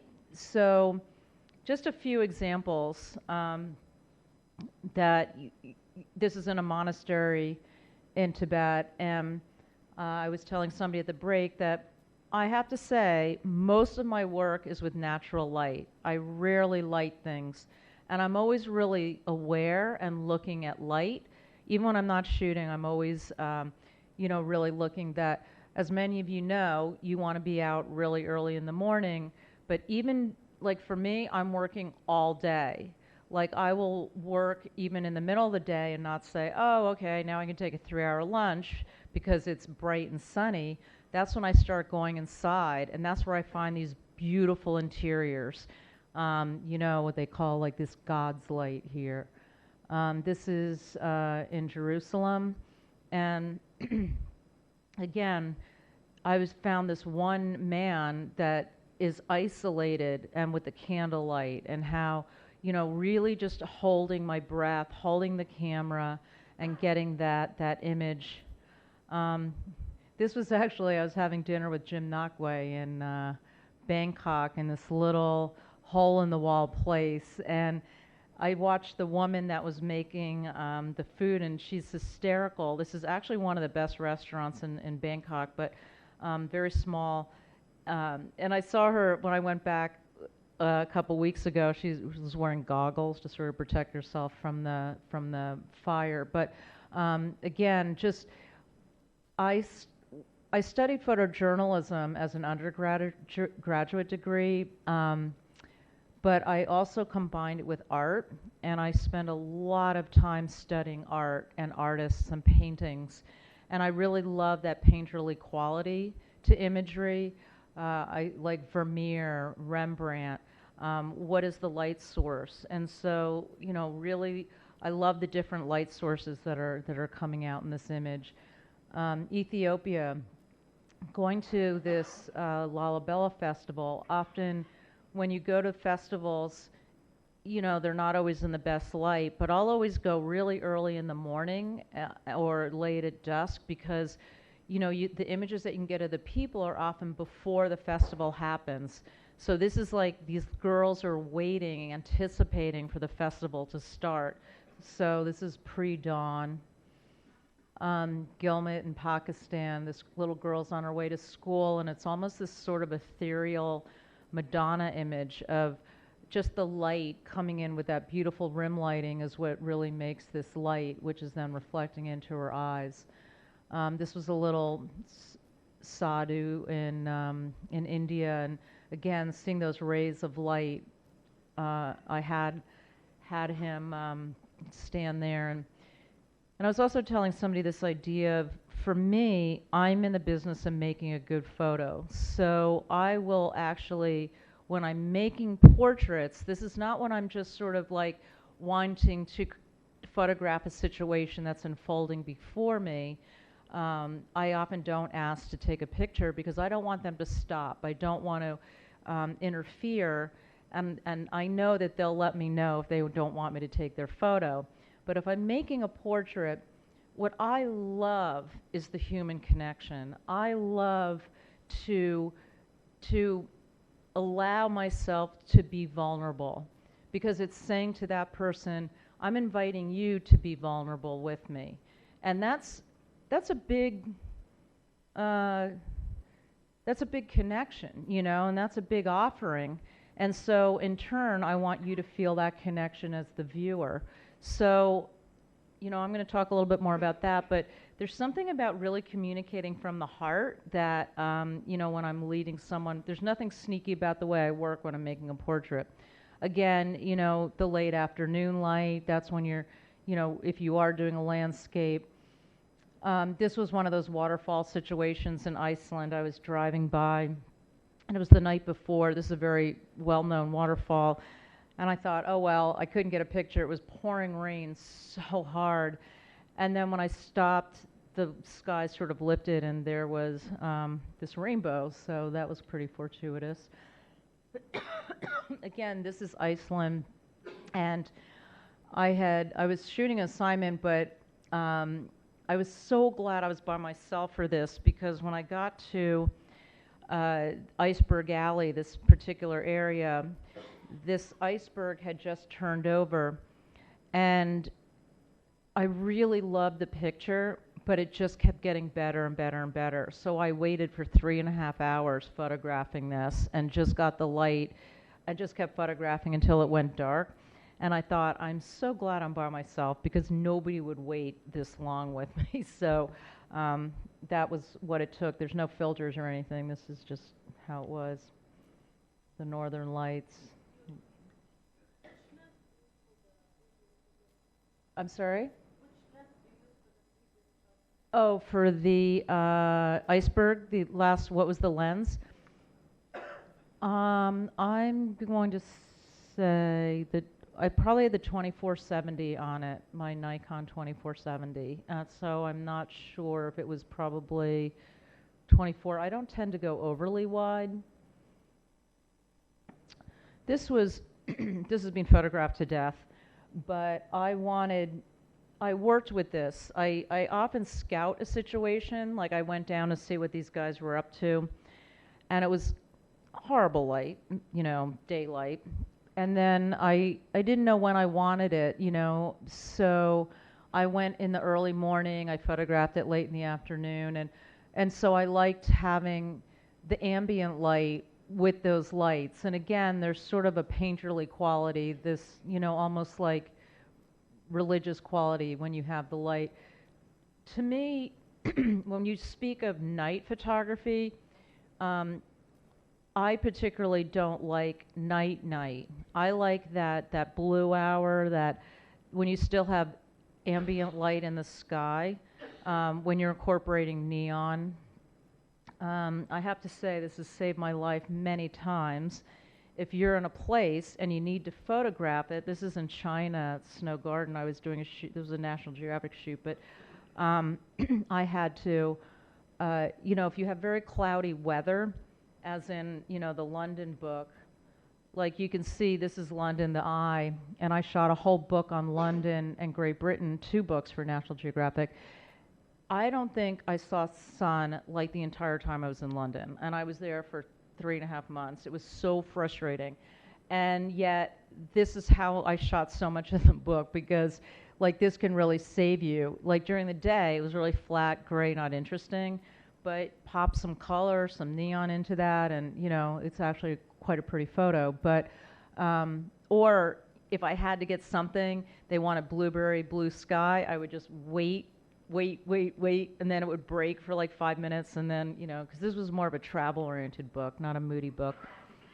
Fiji, you know, very simple, you know, bungalow, but if you have it on a tripod, you need a tripod for this, and you bring the aperture down very small, you can get those beautiful little starbursts of light. And then, you know, I like having people walking in, because you're doing a slow shutter, and then you can get the movement. But if you have a little bit of the aperture small, you still get the light starburst. But again, you still have some ambient light. Otherwise, you're just going to get like really darkness. And then I kind of like the little lights reflecting in the pool that were there. Same in Jordan.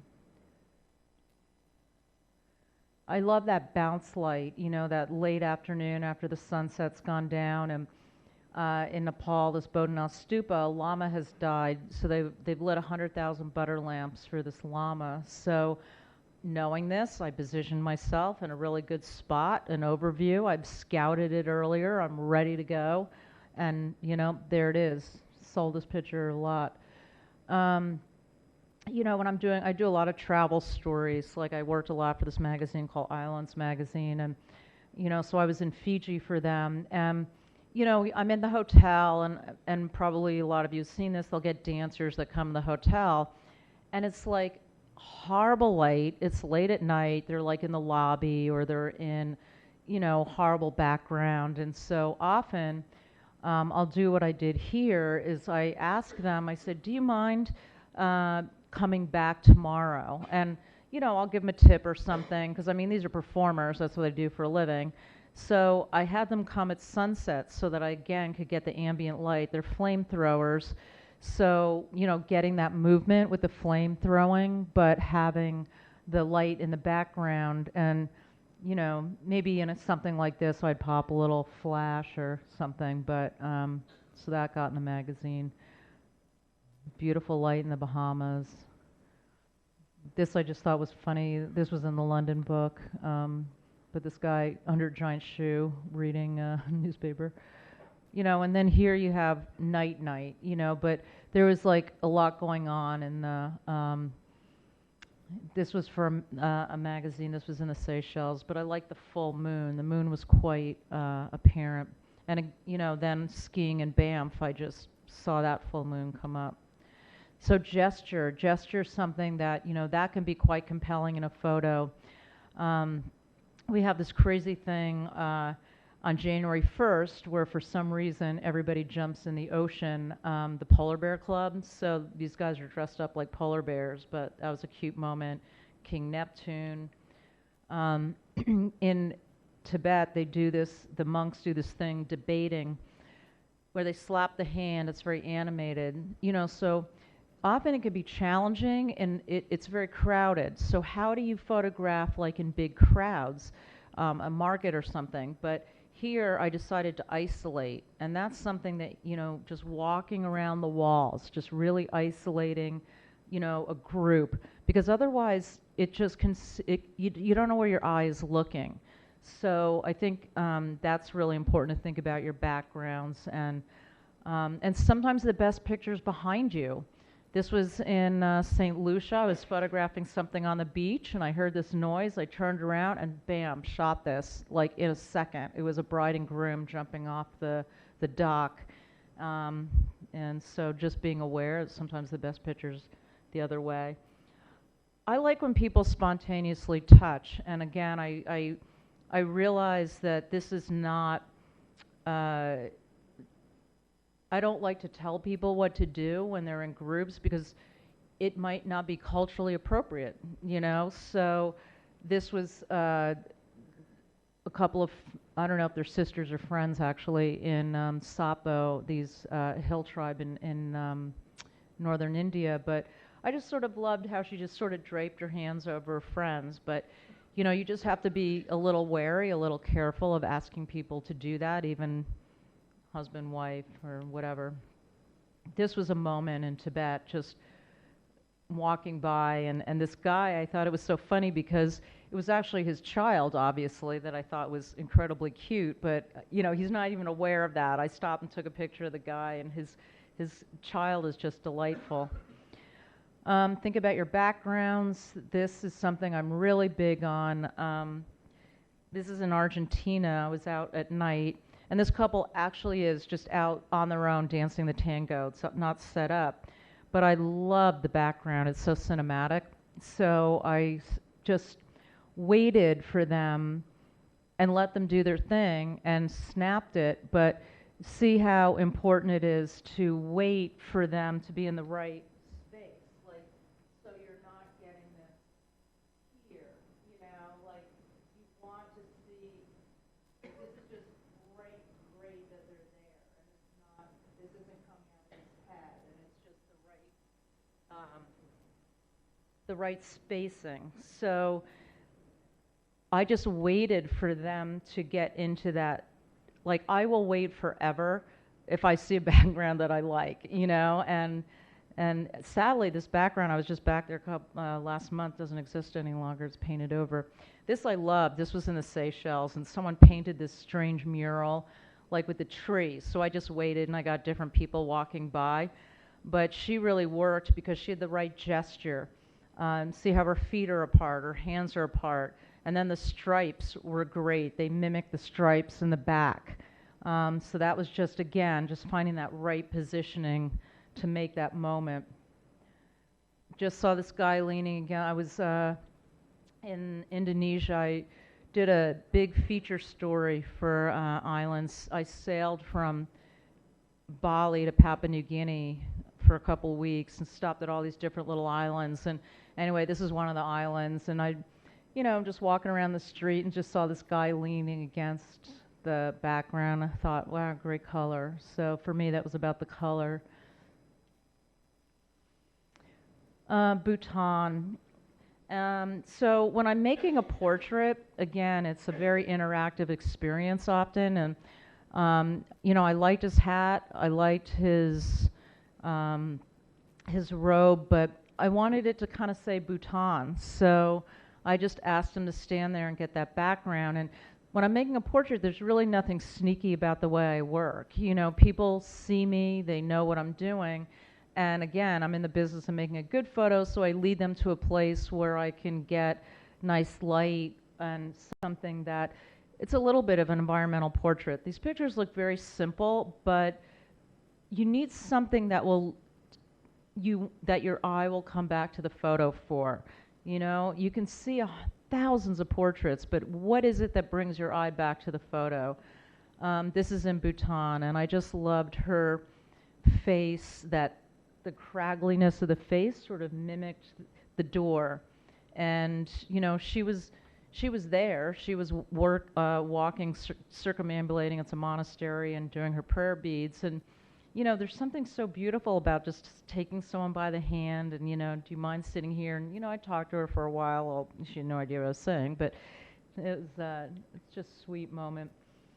You know, Africa, dark-skinned people are very challenging to photograph. Again, I don't like to use flash. I especially personally don't like it on dark skins. So, you know, I'm in these, you know, big crowded villages or markets, and, you know, I don't want to take it in bright sun. It's really, like, you know, tough to get a nice look when you're in the bright sun. So again, it's just sort of leading them over to like a colorful wall and just making a simple portrait out of it. And she was carrying this gourd, so you're thinking about what to do with the hands. Like, all of this is going through my mind.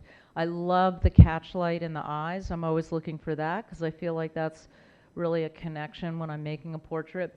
And then this was just a little serendipitous wonderful addition that her head ornament just happened to be the exact color of the wall. So that worked out nicely. That honestly, I don't know that I even really noticed that till I looked at the picture later. You know, this is a very fierce warrior. Same thing, I led him out of the market and I got him near this blue wall. This is on one of those islands in Indonesia that literally the only way you can get there is by, you know, some small boat. And I just thought, this is so strange. She's wearing a Harry Potter shirt in front of a Britney Spears poster, and yet she's got that sandalwood Tanaka paste that they wear. Japan, I love photographing in Japan, but this was a pilgrimage, you know, and just wanting to sort of include his hands and his prayer beads. Same with this woman. I loved her hands, and the bracelets are so indicative of her culture. So it's wanting to show something of the culture and of the people, but in a very simple way. We saw this earlier, the girl handing me the flower, and just the key thing is just the way that flower is positioned, you know, like it's not in the way of her eye, but it's just there causing enough tension that it makes you go right to her eyes. You know, just a simple portrait of a woman in Tibet, but you get enough of a sense of being in her home and her teacup and the ladle in back of her that tells a little bit of her story. This is just a monk running to his, you know, the prayers in Bhutan with his drums. And then sometimes I just feel so strongly about some strong attraction of someone's face. You know, like this man, he's a priest in Lalibela in Ethiopia, but I really loved his eyes. There was a gentleness, and I really loved texture. There's a texture to the white of his turban, and I felt like this needs a strong, dark background. So I just simply asked him if he would just step in the doorway of the temple that he was in, and bam, you know, it's almost like a studio shot, but it's just very simple. It's just his temple. And same with this woman. I was actually photographing her husband. I was like in the hut doorway, and her husband had you know, from the Omo Valley, the Hammer tribe, and you can tell she's married because she's got this sort of spark plug thing around her neck. And so I was watching her husband because he was actually milking a cow, and what they mean by milking is sticking an arrow in its neck and bleeding it, because they mix the milk with the blood, and that's their protein. And it was so fascinating, and yet when I turned around and I saw her, I thought, wow, that's the picture. And again, always be aware of looking behind you, because, you know, this is, you know, being published all over the place now. She's just so striking, and I love that she's like just this very simple tribal woman. Iceland, I just thought this woman really was striking in Iceland. Just popped a picture of her. I did a story on the coldest places on the planet, which is not one of my favorite things, but this is Jean in Bettles, Alaska. She's 85 years old. She still tools around on her snowmobile delivering mail, but I just wanted to capture her sweet little face, and so bam, just got really tight. And again, it looks simple, but it tells so much about her face, her personality, her clothing. But then I also love environmental portraits. You know, I like to photograph people with something that's important to them.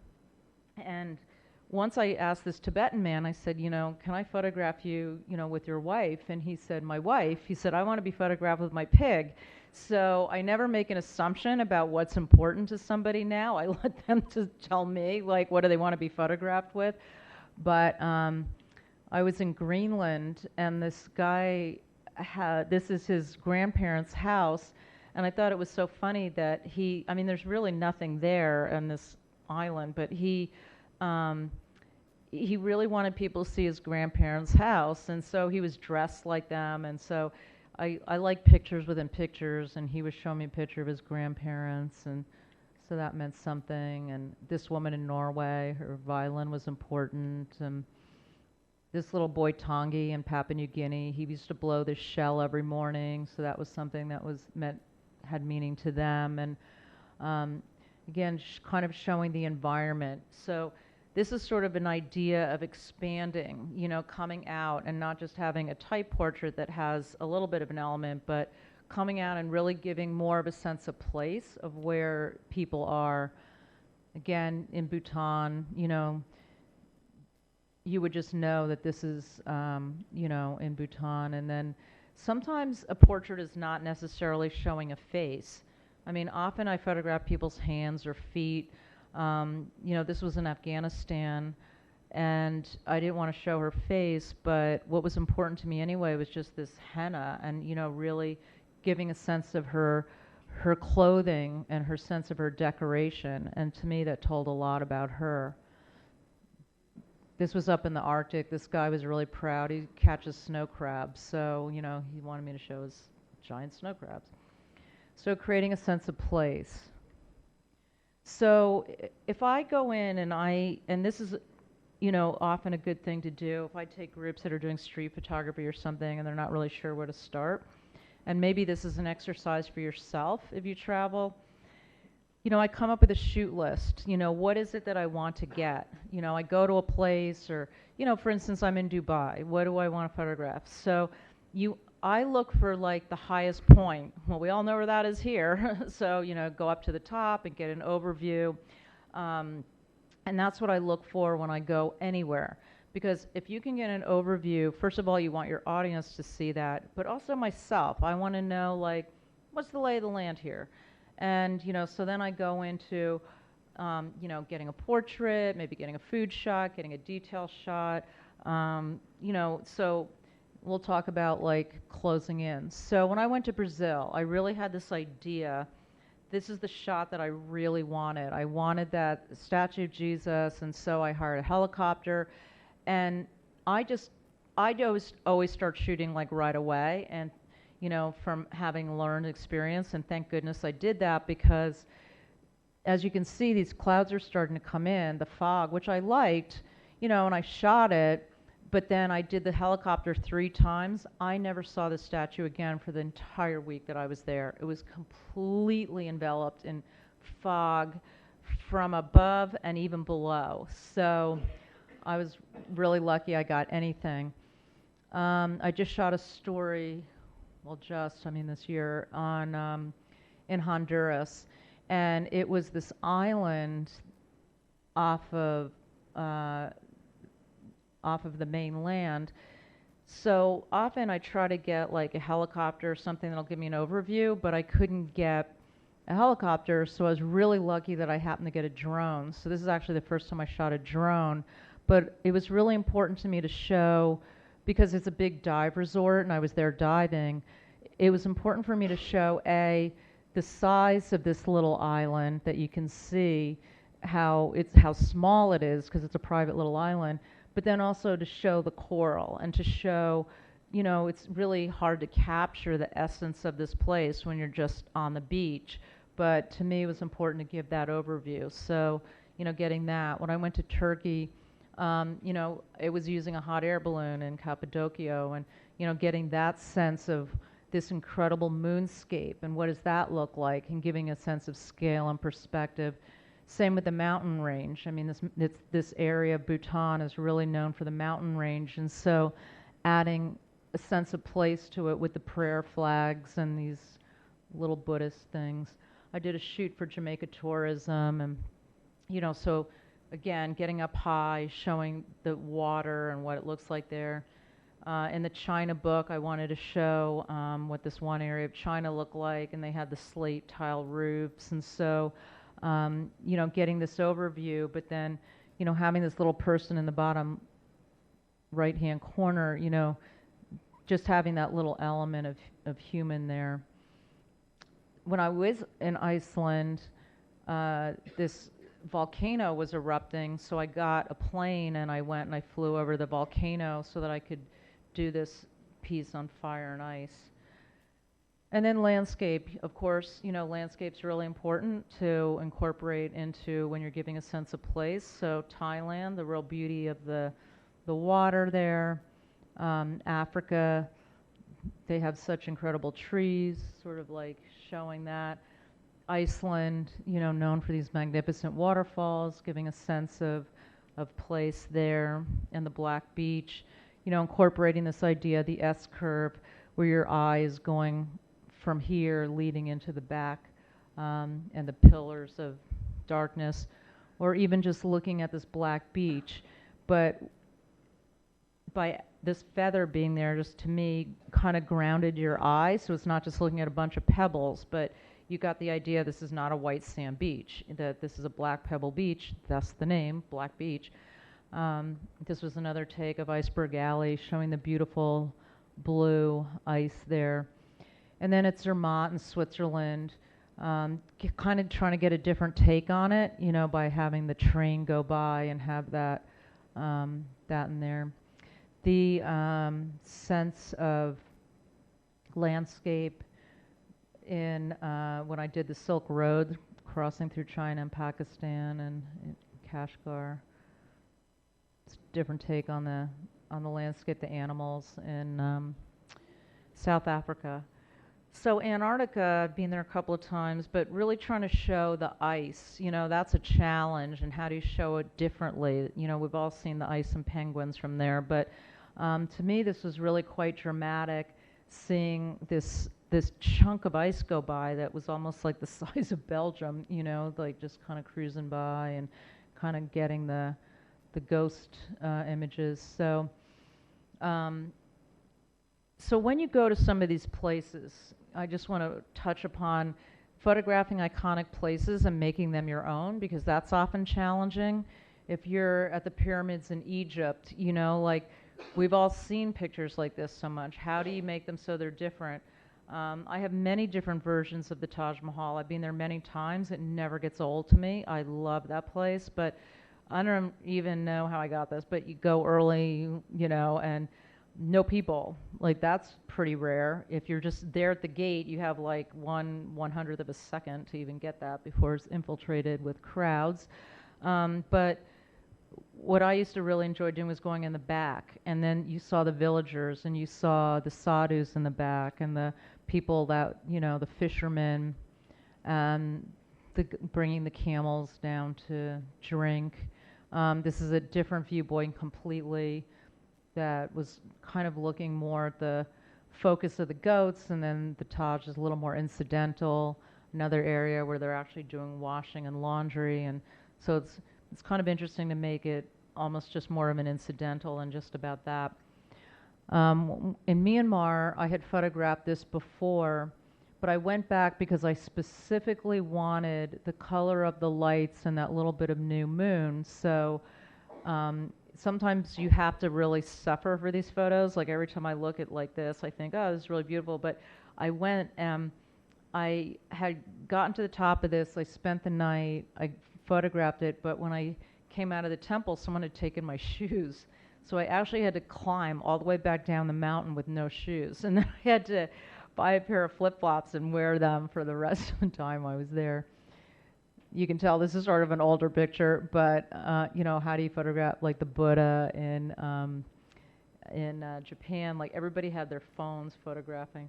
The Winter Olympics in Salt Lake City, you know, I'm not a sports photographer, so I was kind of like, okay, you know, this is interesting, but I thought, this could be a shot. So I asked the next skier if I could kind of straddle his view. And this picture sold a lot. But it was really interesting to sort of see like, whoa, that's what you're looking at. And someone actually crashed out and had to be helicoptered out doing this. Action. I like doing adventure stuff. I'm not like the hugest action person, but looking at people and what they're doing, like the Malecon in Cuba, you know, this is where life is. This is where action is. I like to see where people are thriving. Bungee jumping, I actually put this on and I would lean over and photograph people as they were bungee jumping in South Africa. This is the highest bungee jump in the world at Blaukrans Bridge. But then the guy said, okay, now you have to do it. So I ended up doing this jump. On the shoot in Jamaica, I hooked myself up and I went ziplining with the cameras so I could get these were models actually. I did a story kayaking the southern islands of Taratau in southern Thailand. So I was out on the water for a couple weeks kayaking and we were doing rollovers. I love kayaking. So this was in Greenland, kayaking the ice. Seeing how people are spending their Sundays in the Seychelles. I love the idea, you know, the silhouettes, the shadows, this guy jumping. Same the Malecon silhouettes. Playing stickball in Cuba. Mexico, this area was known for the rodeo. And this is for you. Petting sharks in Fiji, me doing underwater photography. Photographing in Greenland, photographing the ice while kayaking. Dog sledding in the Arctic. Getting down low, you know, as the dogs are coming towards me. I call this my Mike Tyson shot. This is in Manitoba. Yeah. He knows what I'm talking about. When Mike Tyson got his ear ripped off, or no, he ripped someone's ear off. But this is, yeah, the polar bears, they're just playing. And the snow monkeys, just because they're cute in Japan. So this is like one of my favorite areas. So using people as punctuation in the landscape can help give you perspective. So I personally, even with landscape, I love adding the human element because, as you can see, I love photographing people. But, you know, it's something to really think about in your imagery. Like at Easter Island, I actually really kind of never knew how big these heads were.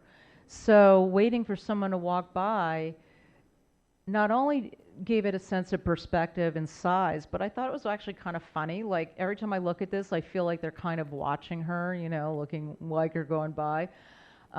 This is a beautiful hill of many, many undulating hills of these prayer flags. It sounds like horses' hooves beating in the wind. It's so beautiful.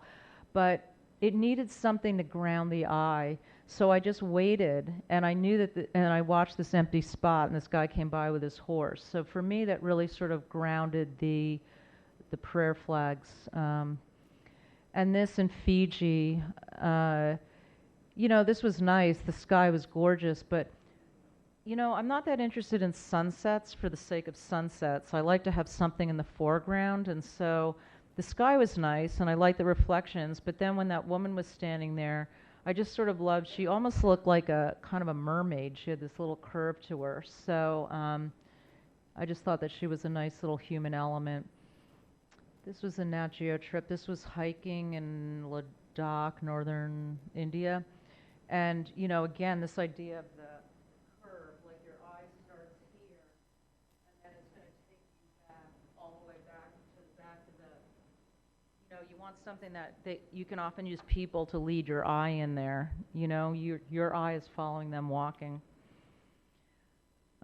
This was in the Seychelles, a story I did in the Seychelles, and it just was this sort of nice element of this woman coming. She almost looks wistful, like she's looking out to sea.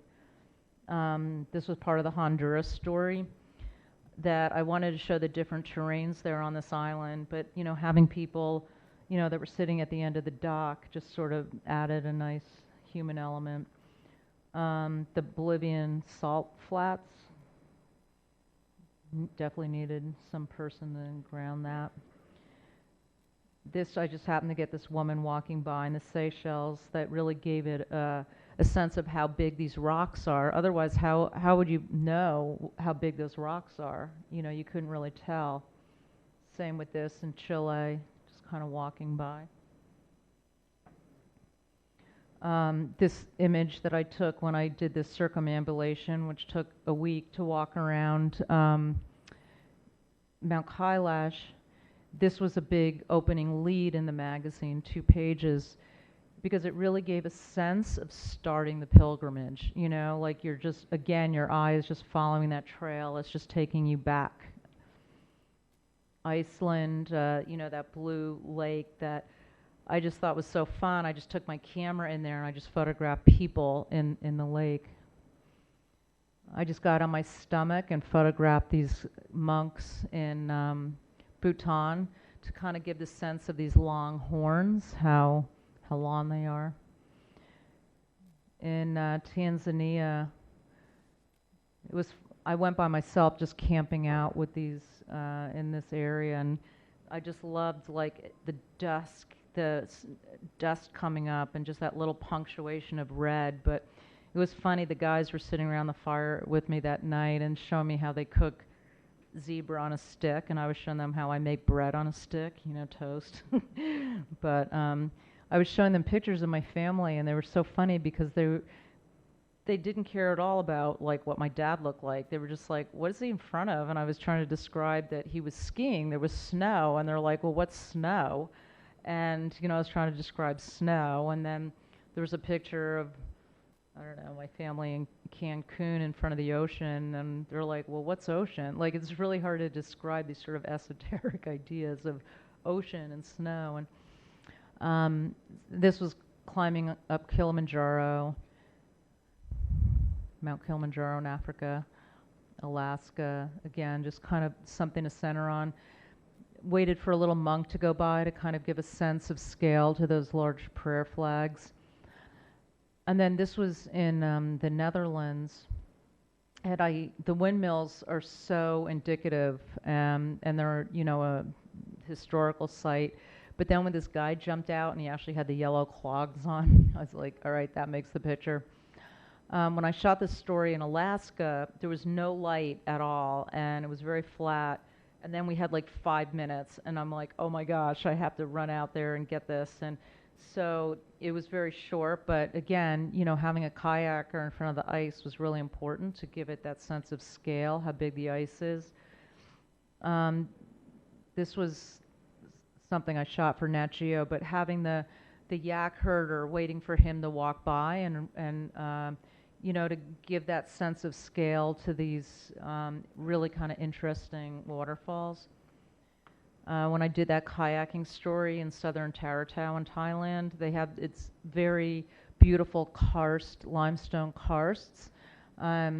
It was, again, wanting to give it a sense of scale, waiting for a kayak to go by, and it just happened to be red, which was handy. Guy walking in Chile gave it a sense. People, China, the sand dunes, Afghanistan. This was here. This was just the other day. I saw this window at the cultural center at the mosque, and I thought, oh, I love the light, the layout. And then I just asked that lovely gentleman if he would just stand in front, just because he had a great smile, but he just added a sense of scale and a sense of, you know, what do people look like here? Same in Jordan, you know, it's such a magnificent structure. You know, how do you give it a sense of scale, you know? And it was, add a human being, couple in Honduras, your eye leads back. So Easter Island, when I saw this, I thought, okay, that's, again, how do we show this? But I asked one of the dancers to come back the next day, and this is the picture that ran in the magazine. We saw that earlier, but when I was on the reservation, I saw this gorgeous light, and it's so frustrating when you either have a great subject and bad light, or you have like this amazing light and then you have no subject. So I ran over and I got to the house, and this woman, I just ran in, and this, you know, was talking to this woman, and she ran out, and we got a picture with her. At Angkor Wat, for some reason, everybody is obsessed with going on this hill and taking pictures of the sunset. And again, I'm not that interested in sunset pictures as much as I am of what the light at sunset is doing. So I actually went around the opposite direction of how all the tourists went. And by the time I got to these, like Bayon and all these different Tapran and the different places, the monks were starting to come out because they're not in the heat of the day, and none of the tourists are around. So that's when I started photographing, because it was just amazing how they would just be walking, and all the tourists were up on some hill watching a sunset. Finland. I was skiing in Finland, and you know, I loved the whiteout, but waiting for a skier to come just at that point so I could get the trees, but it needed a punctuation of color, and the yellow was nice. In Antarctica, wanting to, you know, have more than just snow and ice, and so I thought this was a sweet moment of these girls, you know, watching the icebergs and in Antarctica, getting that human element in there. This is a shoot I just did in the Maldives, and it's kind of this idea, where will you go? And this girl was playing, having her walk. With kids, you know, I like to photograph children a lot, but sometimes get down low, you know, get on their, like what makes this shot is like getting down on their scale, you know, and just having them not always looking down on kids. I always wanted to picture this at Musée d'Orsay. I loved the clock. So I went there, and again, you know, looking at my backgrounds, I just positioned myself and waited and got different people.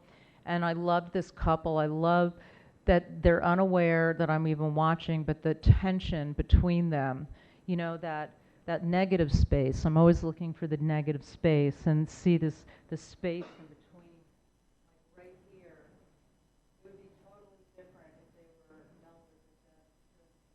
And it's a very, you know, it's a nice intimate moment between them. And then, you know, so you've gone from like this big overview to portraits to, you know, bringing all these things in it, but detail shots.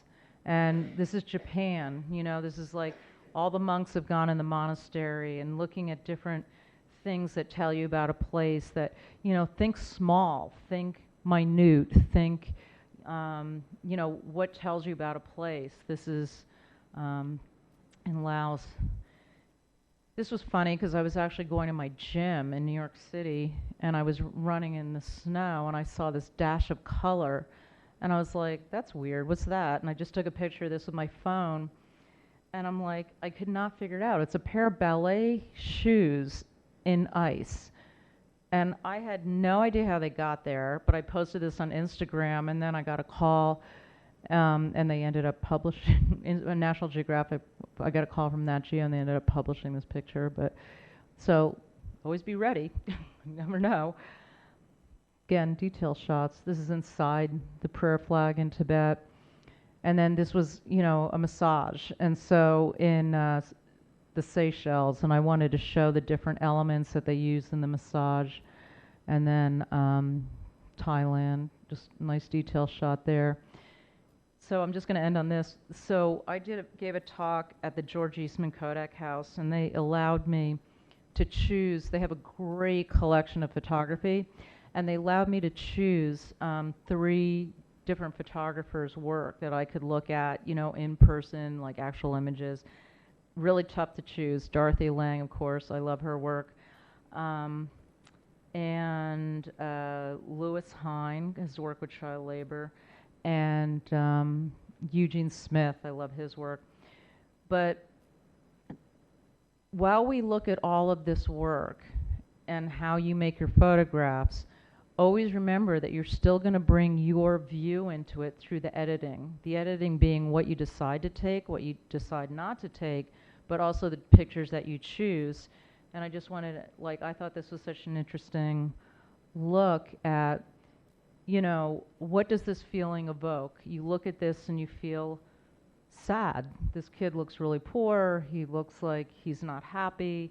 You know, there's just a certain feeling that's evoked from looking at this image, and yet you can turn it around and like have a totally different feeling of this. You know what I mean? So often I'll shoot things in a different way, but you know, be aware of that too. You know, there's that element that's brought into it. So anyway, thank you very much. I really want to take this time to really hear from you, because you've heard a lot from me, but any questions and discussion, you know, that we could have about any of this? So, yes, sir.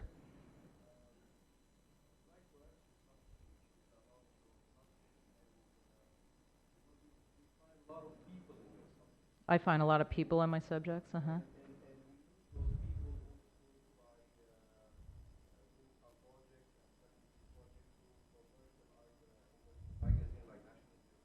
Mm-hmm.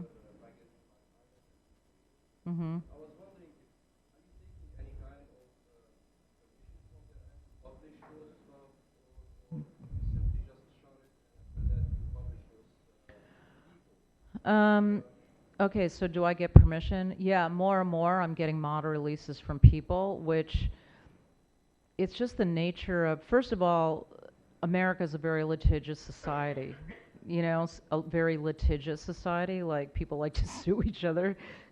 So we, I find that like National Geographic wants model releases more and more. It's not actually required if you're doing editorial work.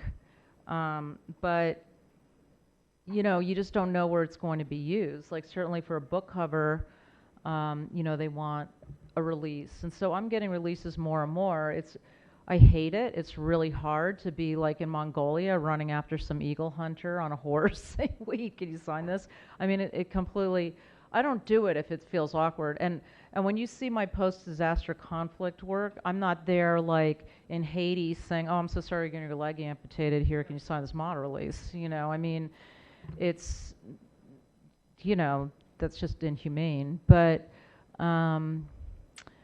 yeah, I don't know. It's just the nature of, I'm not a huge commercial photographer though. You know, like if I'm doing an advertising thing, which I have to say is pretty rare for me, then, you know, I'm definitely getting releases because if it's used for advertising, you have to have a release. So, editorial, yeah, exactly. You don't really need it, but I still get them because you don't know where it's going to be used. And now they're stretching what that means to be commercial, you know. Interestingly, I do a lot of work for NGOs, for non-governmental organizations and humanitarian. I get model releases on all of that because that technically is commercial work in that they're trying to make money. I mean, they're trying to make money to help, but they're still making money. So, and it's also, it's weird in the States. We actually have lawyers that are watching, like there's certain people that you might see cropping up in Papua New Guinea or, you know, in certain places that the lawyers are actually working on their behalf to sue photographers that are doing big projects or, you know, commercial ventures with some of these tribes people. But, you know, a lot of it feels really silly to me because, you know, you're getting model releases and I have to be honest, I think half these people don't know what they're signing or, you know what I mean, like what it really means, so.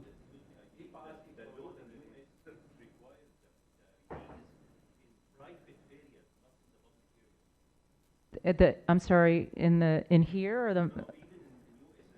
Yeah. Yes.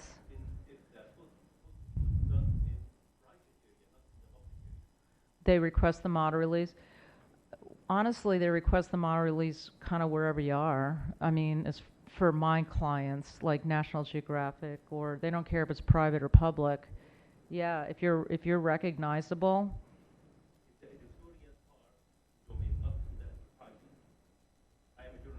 Yeah.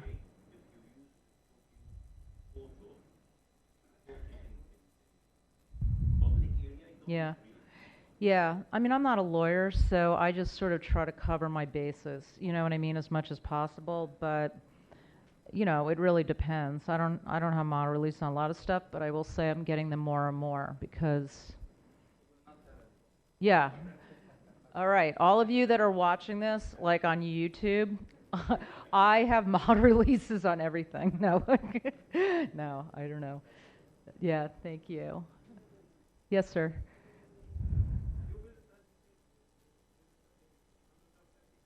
Yeah. Am I alone when I go, when I travel? I'm usually alone because I'll tell you why. I feel, for me personally, it's not that I choose to always be alone. It's just because I feel to make a really good photo, I need to be completely immersed in the culture and the society. And I I feel like when I'm traveling with somebody else, it becomes us and them. I just shot a story for Nat Geo in Nepal, a country I know very well, but I was with the writer, and I just don't like that because it's like us talking all the time, and I really lose my sense of self, my sense of skin, and like what I look like, and I almost feel like they do too, you know, because I'm just so, I don't know, I'm so immersed in the culture. Like I heard how hard it is to photograph the Maasai in Africa, and so I went out by myself. I went out. It was funny. I mean, I went out with a driver, you know, that drove the vehicle because I'd still be driving around if I was trying to drive around the Masai Mara by myself. But we went out, and it was funny because I thought he was really tall. I'm 5'2", and I'm like, "You're really tall," and he goes, "Yeah." He told me he was 6'2", and I'm like, "Yeah, that's pretty tall." So anyway, we would be out, and I got in the middle of this like nowhere, pitched a tent. And I thought, oh my God, the next morning, I don't know how these people are going to react to me. And I unzipped the tent, and there's this whole line of the villagers, like, and it was amazing because there's the head guy, and he handed me this little ball of fur, and I was like, oh wow, what is this? And it was a hairball that the lion had coughed up, because you know how kittens have little hairballs? Well, lions have really big hairballs, like it's as big as a softball. And I love this thing. Like I was so moved by that. And then his wife gave me a warthog tusk. And then, you know, everybody was very open to being photographed. They all want to be photographed. And then they asked me, do you want to go to a market? And I said, sure. So everybody piled into my vehicle, like, let's go to the market. And they all had their spears going out of the sunroof. And I'm like, okay, I think we're full now. Oh no, they can get people on the roof. You know, they were riding in the back. Oh, some guy had a rope and he pulled an engine on the roof, you know, so like everybody's all ready to go. And I had just gotten there. So we're driving along and I see my first giraffe. And I'm like hyperventilating, like, oh my gosh, a giraffe. And they're laughing so hard, like their spears are going up and down when I ran out to go photograph this giraffe. And it was just, I don't know, it was just an amazing experience because it was just me. And why I told the thing about the driver later, because I had all these pictures, I was laughing so hard because once I got back and I looked at these photos, I realized this driver was not 6'2", he was 7'2".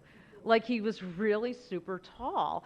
And I thought, oh my gosh, we must have looked so funny. You know what I mean? Like going out in these areas. But it was, yeah, I don't know. That's just how I roll, you know? And I get in a lot of trouble. I mean, it's not easy, you know, like being a woman alone. It's like, it's challenging. I've had some crazy stuff happen, but, you know, that's kind of the way it is, you know? Yes.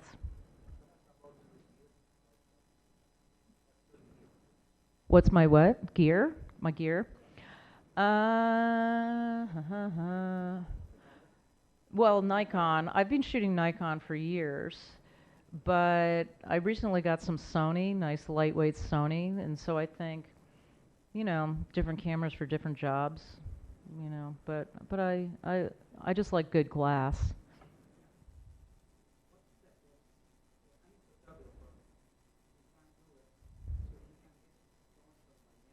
Ah! What do you have to do to get sponsored by Nikon or Canon? I don't know. You get back to me on that and you let me know because I don't know. I've been shooting Nikon for years and I'll tell you, I got run over by a horse and I don't know, I didn't get a lot from them. Yes? How do I choose a destination?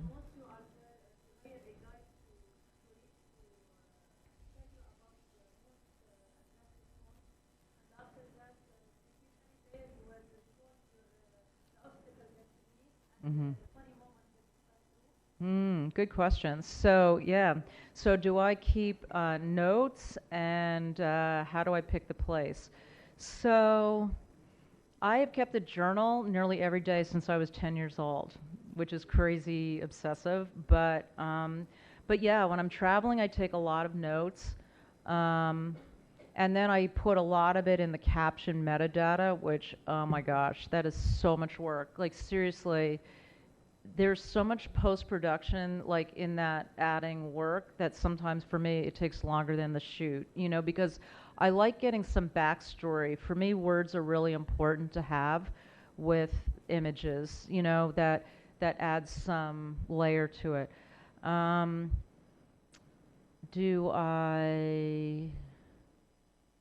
How do I choose the place? Well, that's a good question.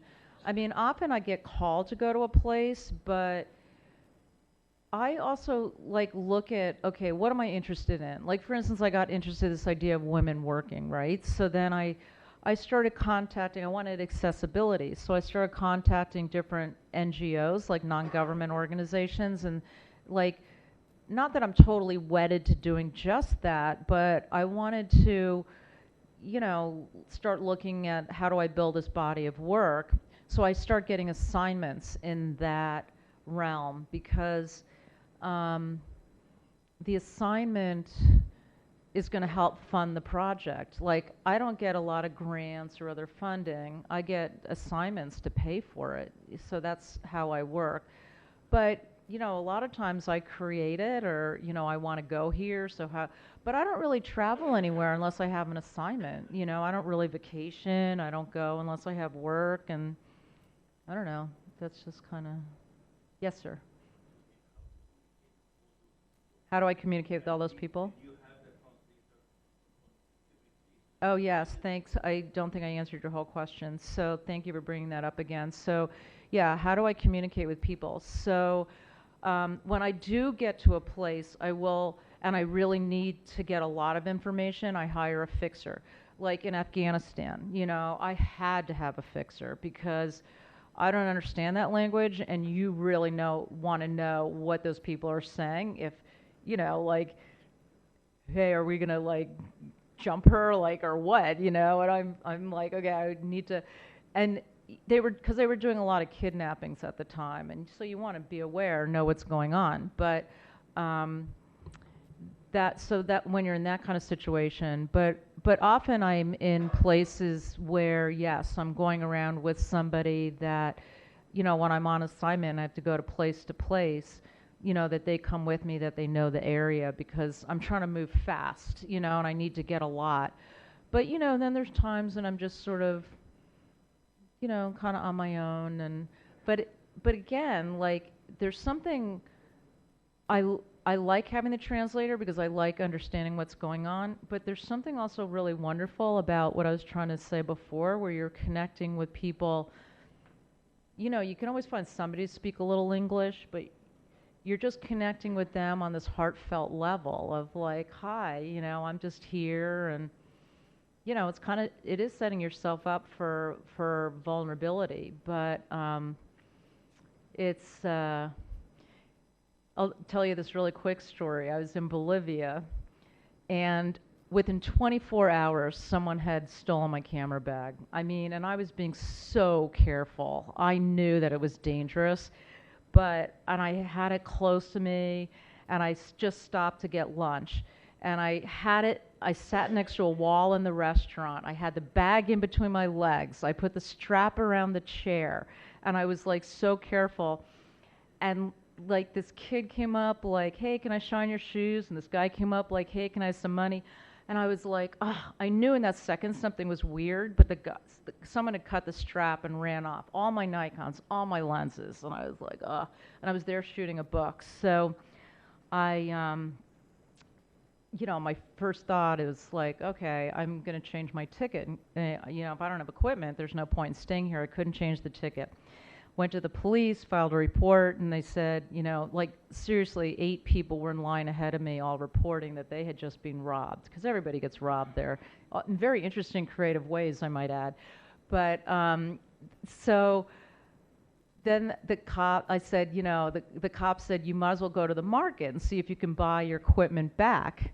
So I go to this market, and I couldn't buy my equipment, but I bought this camera and a lens. I'm like, all right, I'm going to keep going.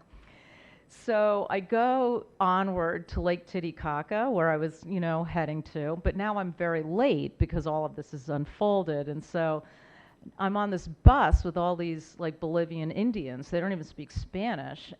It's late, it's like midnight. But we pass Lake Titicaca, and I'm like, okay, that's weird. So I'm like, why didn't it stop? Why didn't the bus stop? Drive another half hour down this dark road, and I'm like, oh man, it's really dark. So then everybody gets up, starts piling off the bus, and I see, oh my gosh, this bus is going to Peru. Like, we are at the border of Peru. I don't want to go to Peru. I don't have a visa for Peru. I can't go to Peru even if I wanted to. Like, I am now kicked off the bus.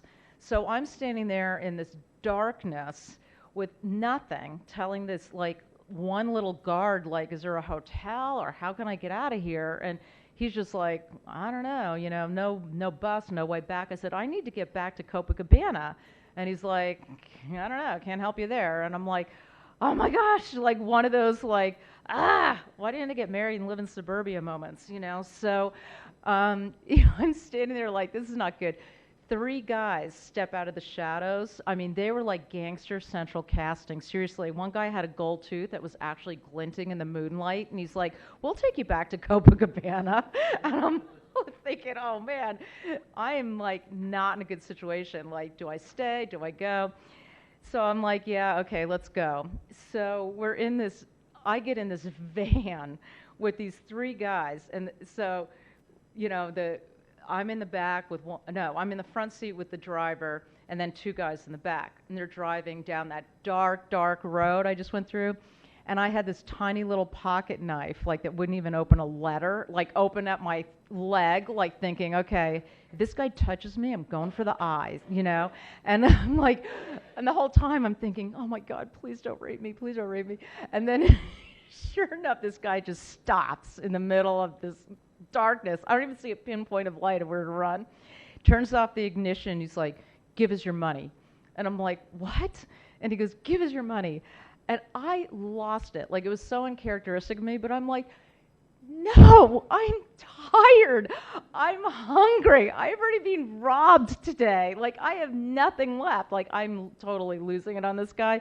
And he looks at me like I'm insane. Like, oh my gosh. And then he looks at his friends like, okay, like turns off the ignition. He starts driving really fast. And he's like, okay, get out of the car, So he dropped me at Copacabana. And I'm like, okay, got out of that mess. But yeah, there's definitely, things that it's not always easy. Yeah. So, but anyway, another question, please. Anybody? Yes, please. My portraits? What aperture do I use? Well, of course it's different, but you can see I often shoot in low light, so I'll often use 1.4. I like to open up because for me, I really like the focus on the eyes, and I love the 50 millimeter lens. I just love that lens. To me, it's like if I were on a desert island with one lens, that's what it would be. And yeah, so I like, I'm sorry? 1.4. Yes. Yes, please. I'm sorry? I don't shoot in black and white. I used to shoot everything in black and white. This was a long time ago. And then I started shooting color in black and white. And then once I got to Asia, everything to me just started seeming like color. Like, I don't shoot black and white anymore. I feel like I love color. I like subtle color. And then, then again, there was that transition of like shooting everything in film and digital, like as I was waiting for the cameras to get better. So there's always that growing pain of change. But now I shoot everything digital and I shoot everything, for me, color. I'm not saying everything will always be like that. Maybe I will shoot a project in black and white, but you'll see most of my work in color. No, thank you so much for coming. I really appreciate it. Do you have a question? Yes? I'm sorry? What islands? Islands photography? Oh, who are my idols? Oh, sorry. You know, there's air conditioning here. It's really hard to hear. I'm sorry about that. My idols, well, Eugene Smith. Most of them are not alive anymore, but Eugene Smith, Dorothy Ling, Louis Hine, because I love all the work with child labor. You know, as far as the live photographers, I wouldn't say they're idols, they're colleagues, but, you know, I do love Steve McCurry's work. I love Reza, Jim Knockway. But yeah, that kind of work, you know, I like. I'm sorry, and then you had a question, sir.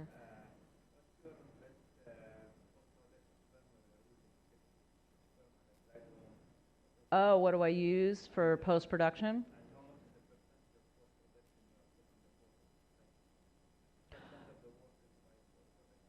Uh, I definitely do post-production on work, very limited, like only what I would do in the dark. We're not allowed to do anything with National Geographic, you know, like they take all our raw files, but, so I really adhere to that. But I feel like with my Nikons, like nothing comes out of the camera how I really see it. So I feel like everything needs to be a little more saturated, a little more contrasty. You know what I mean? Like the blacks are not really black. You know, I have a particular style and look in my work, so that's what I work on. But I don't take things out. I don't move things. I don't do anything weird like that. It's very clean. And we do whatever, Lightroom, Bridge, Photoshop. But when I say Photoshop, it's not like, you know, I just don't take anything out of my photos. Yes, sir. Yes. Yeah. So usually I would like just to take advantage of your experience. How do you travel? What do you pack? Usually I visit a lot of countries. Yeah. Most of us, when we travel, we pack a big suitcase, Yeah. souvenirs, this and that. But you travel to remote areas. Sometimes there is no electricity. Right. What do you do? So what do I pack? Okay, that's a good question. Well, yeah, I can't say I'm the lightest packer, you know, I mean, because especially, you know, going to remote places, I need what I need, you know, I mean, I even have solar panels sometimes or tons of batteries. My camera gear is pretty much packed all the time and ready to go. Like my camera gear is my camera gear. But, you know, and honestly, my clothes are pretty much my clothes. If you saw me traveling, I'm pretty much wearing the same thing all the time. It's not very interesting. Yeah, there's nothing, you know, really special that I pack. I really have the same bag for every single thing. It's like a duffel bag with wheels. My camera bag has wheels. I'm really into the wheels because, you know, these airports are so long. Oh my gosh, your Dubai airport is like the worst, by the way. I mean, like, I got lost for like 3 days here. Like, it's like 45 minutes to get from terminal to terminal. It's like, I was like, thank goodness I have wheels. But no, it's a beautiful airport, but yeah, no, teasing. Yes, sir.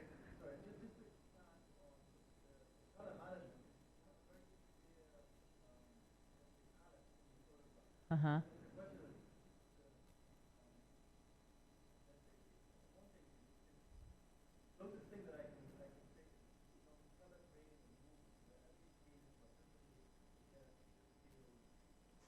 Like cinematic, you mean? Mm.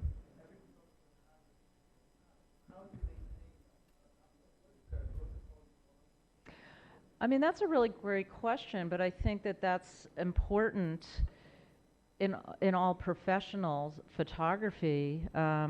He's asking how do I maintain my color palette, and that has always been important to me, to find that sense of style.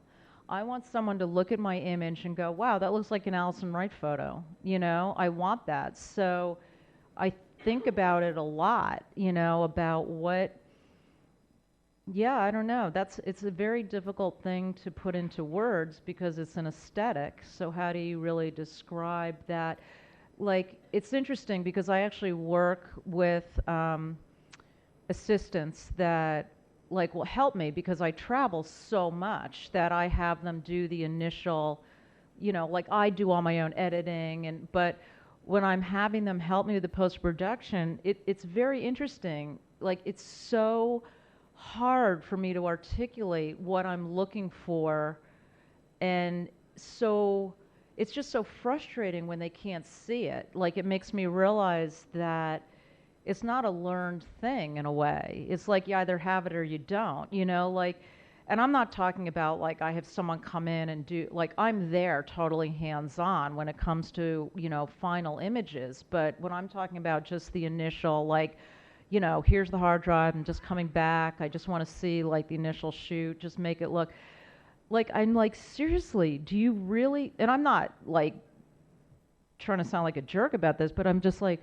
really, do you really think that that's how you see? Like that's what you think makes a good image? You know what I mean? Like taking the vibrancy and just going to the end. Like that's not what you do to, like, I want an overall post-production done on my images just so I can assess like how this looks. You know what I mean? Like sometimes you get, I don't know how it works for you guys, but I'll shoot a bunch on an assignment and then it's like I just want to see like, are these, sometimes they're overexposed or underexposed, like just make them look all even so I can at least judge what I want to keep or throw out. Like that's all I'm looking for, but it's really interesting because people just have their own look and their own aesthetic. Like even when we were, I don't know, maybe I'm not supposed to say this, but like even just looking at some of the images, like in general, there's a lot of, I don't know, it seems to be a thing, like that people are really into this contrast now, like,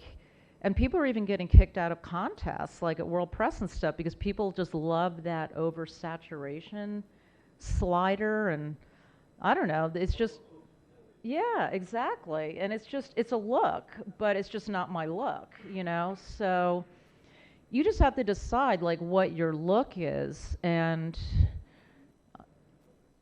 it's having a sense of style. I think that's an important thing as an artist to find that within yourself because if you want to break away from the pack. And the other thing that I suggest if you really are looking to do this is finding your own story, because anybody now is a photographer. You get your phone and it's like, wow, you made a great image, but what's your story? What are you trying to tell? And I'm not saying you have to be some photojournalist like, oh, I'm doing an outside story. What is your sense of self that you want to put out there in the world? And, everybody has their own story. So it's just bringing yourself into it. But I want people to see that in my imagery. How do I move through the world? What do I want you to see? What is it that's your story? Excuse me? Set the right setting? Do the right setting? Well, what do you mean the right setting?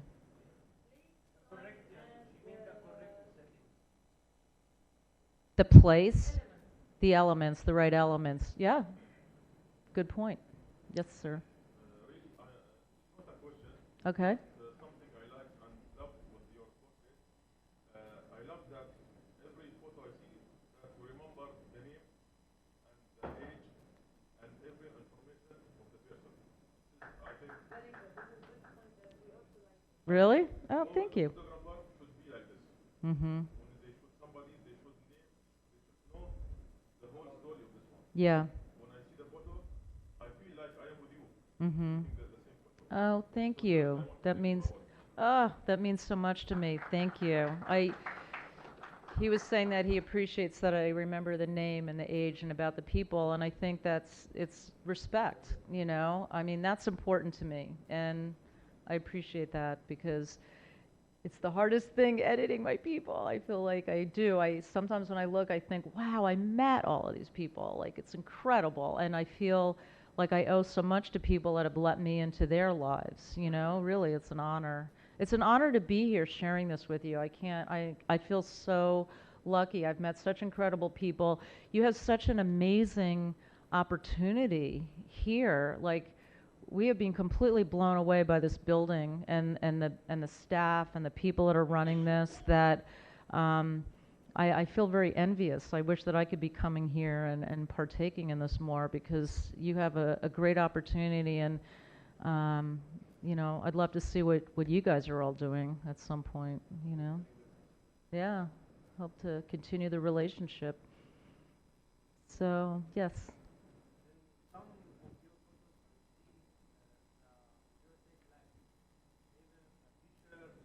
You see black? You see black. You see a flag? That's so funny that you should say that. Okay, so you see a flag of the United States.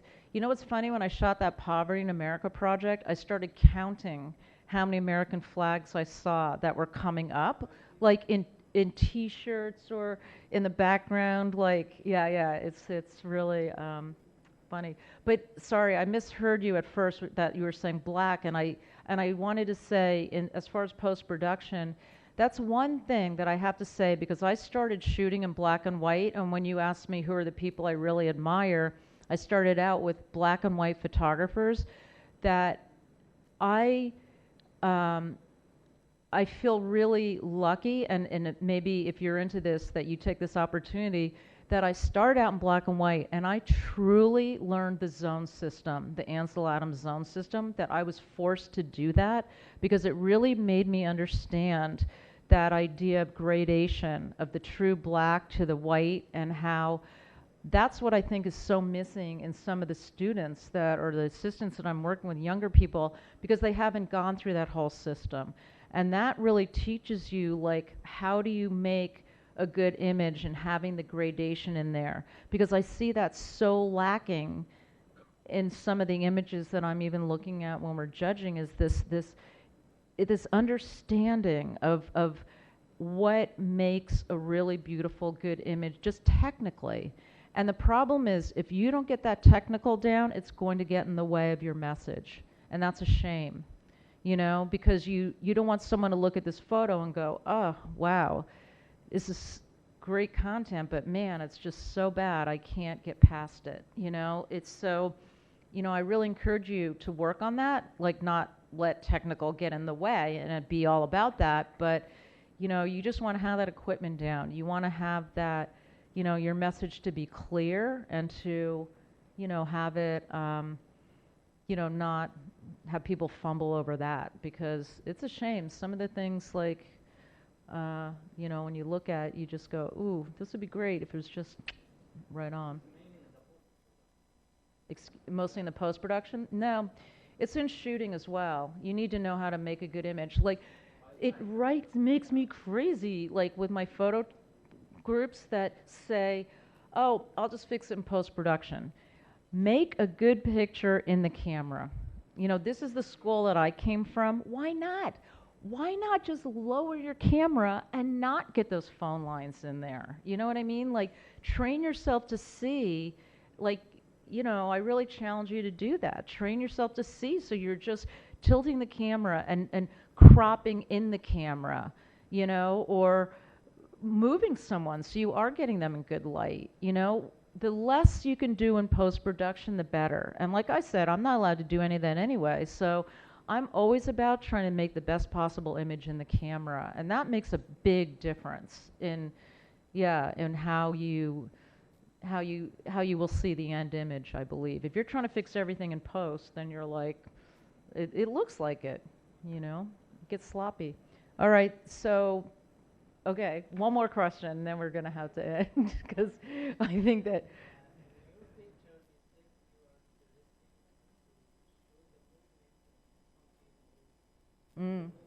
Mm-hmm.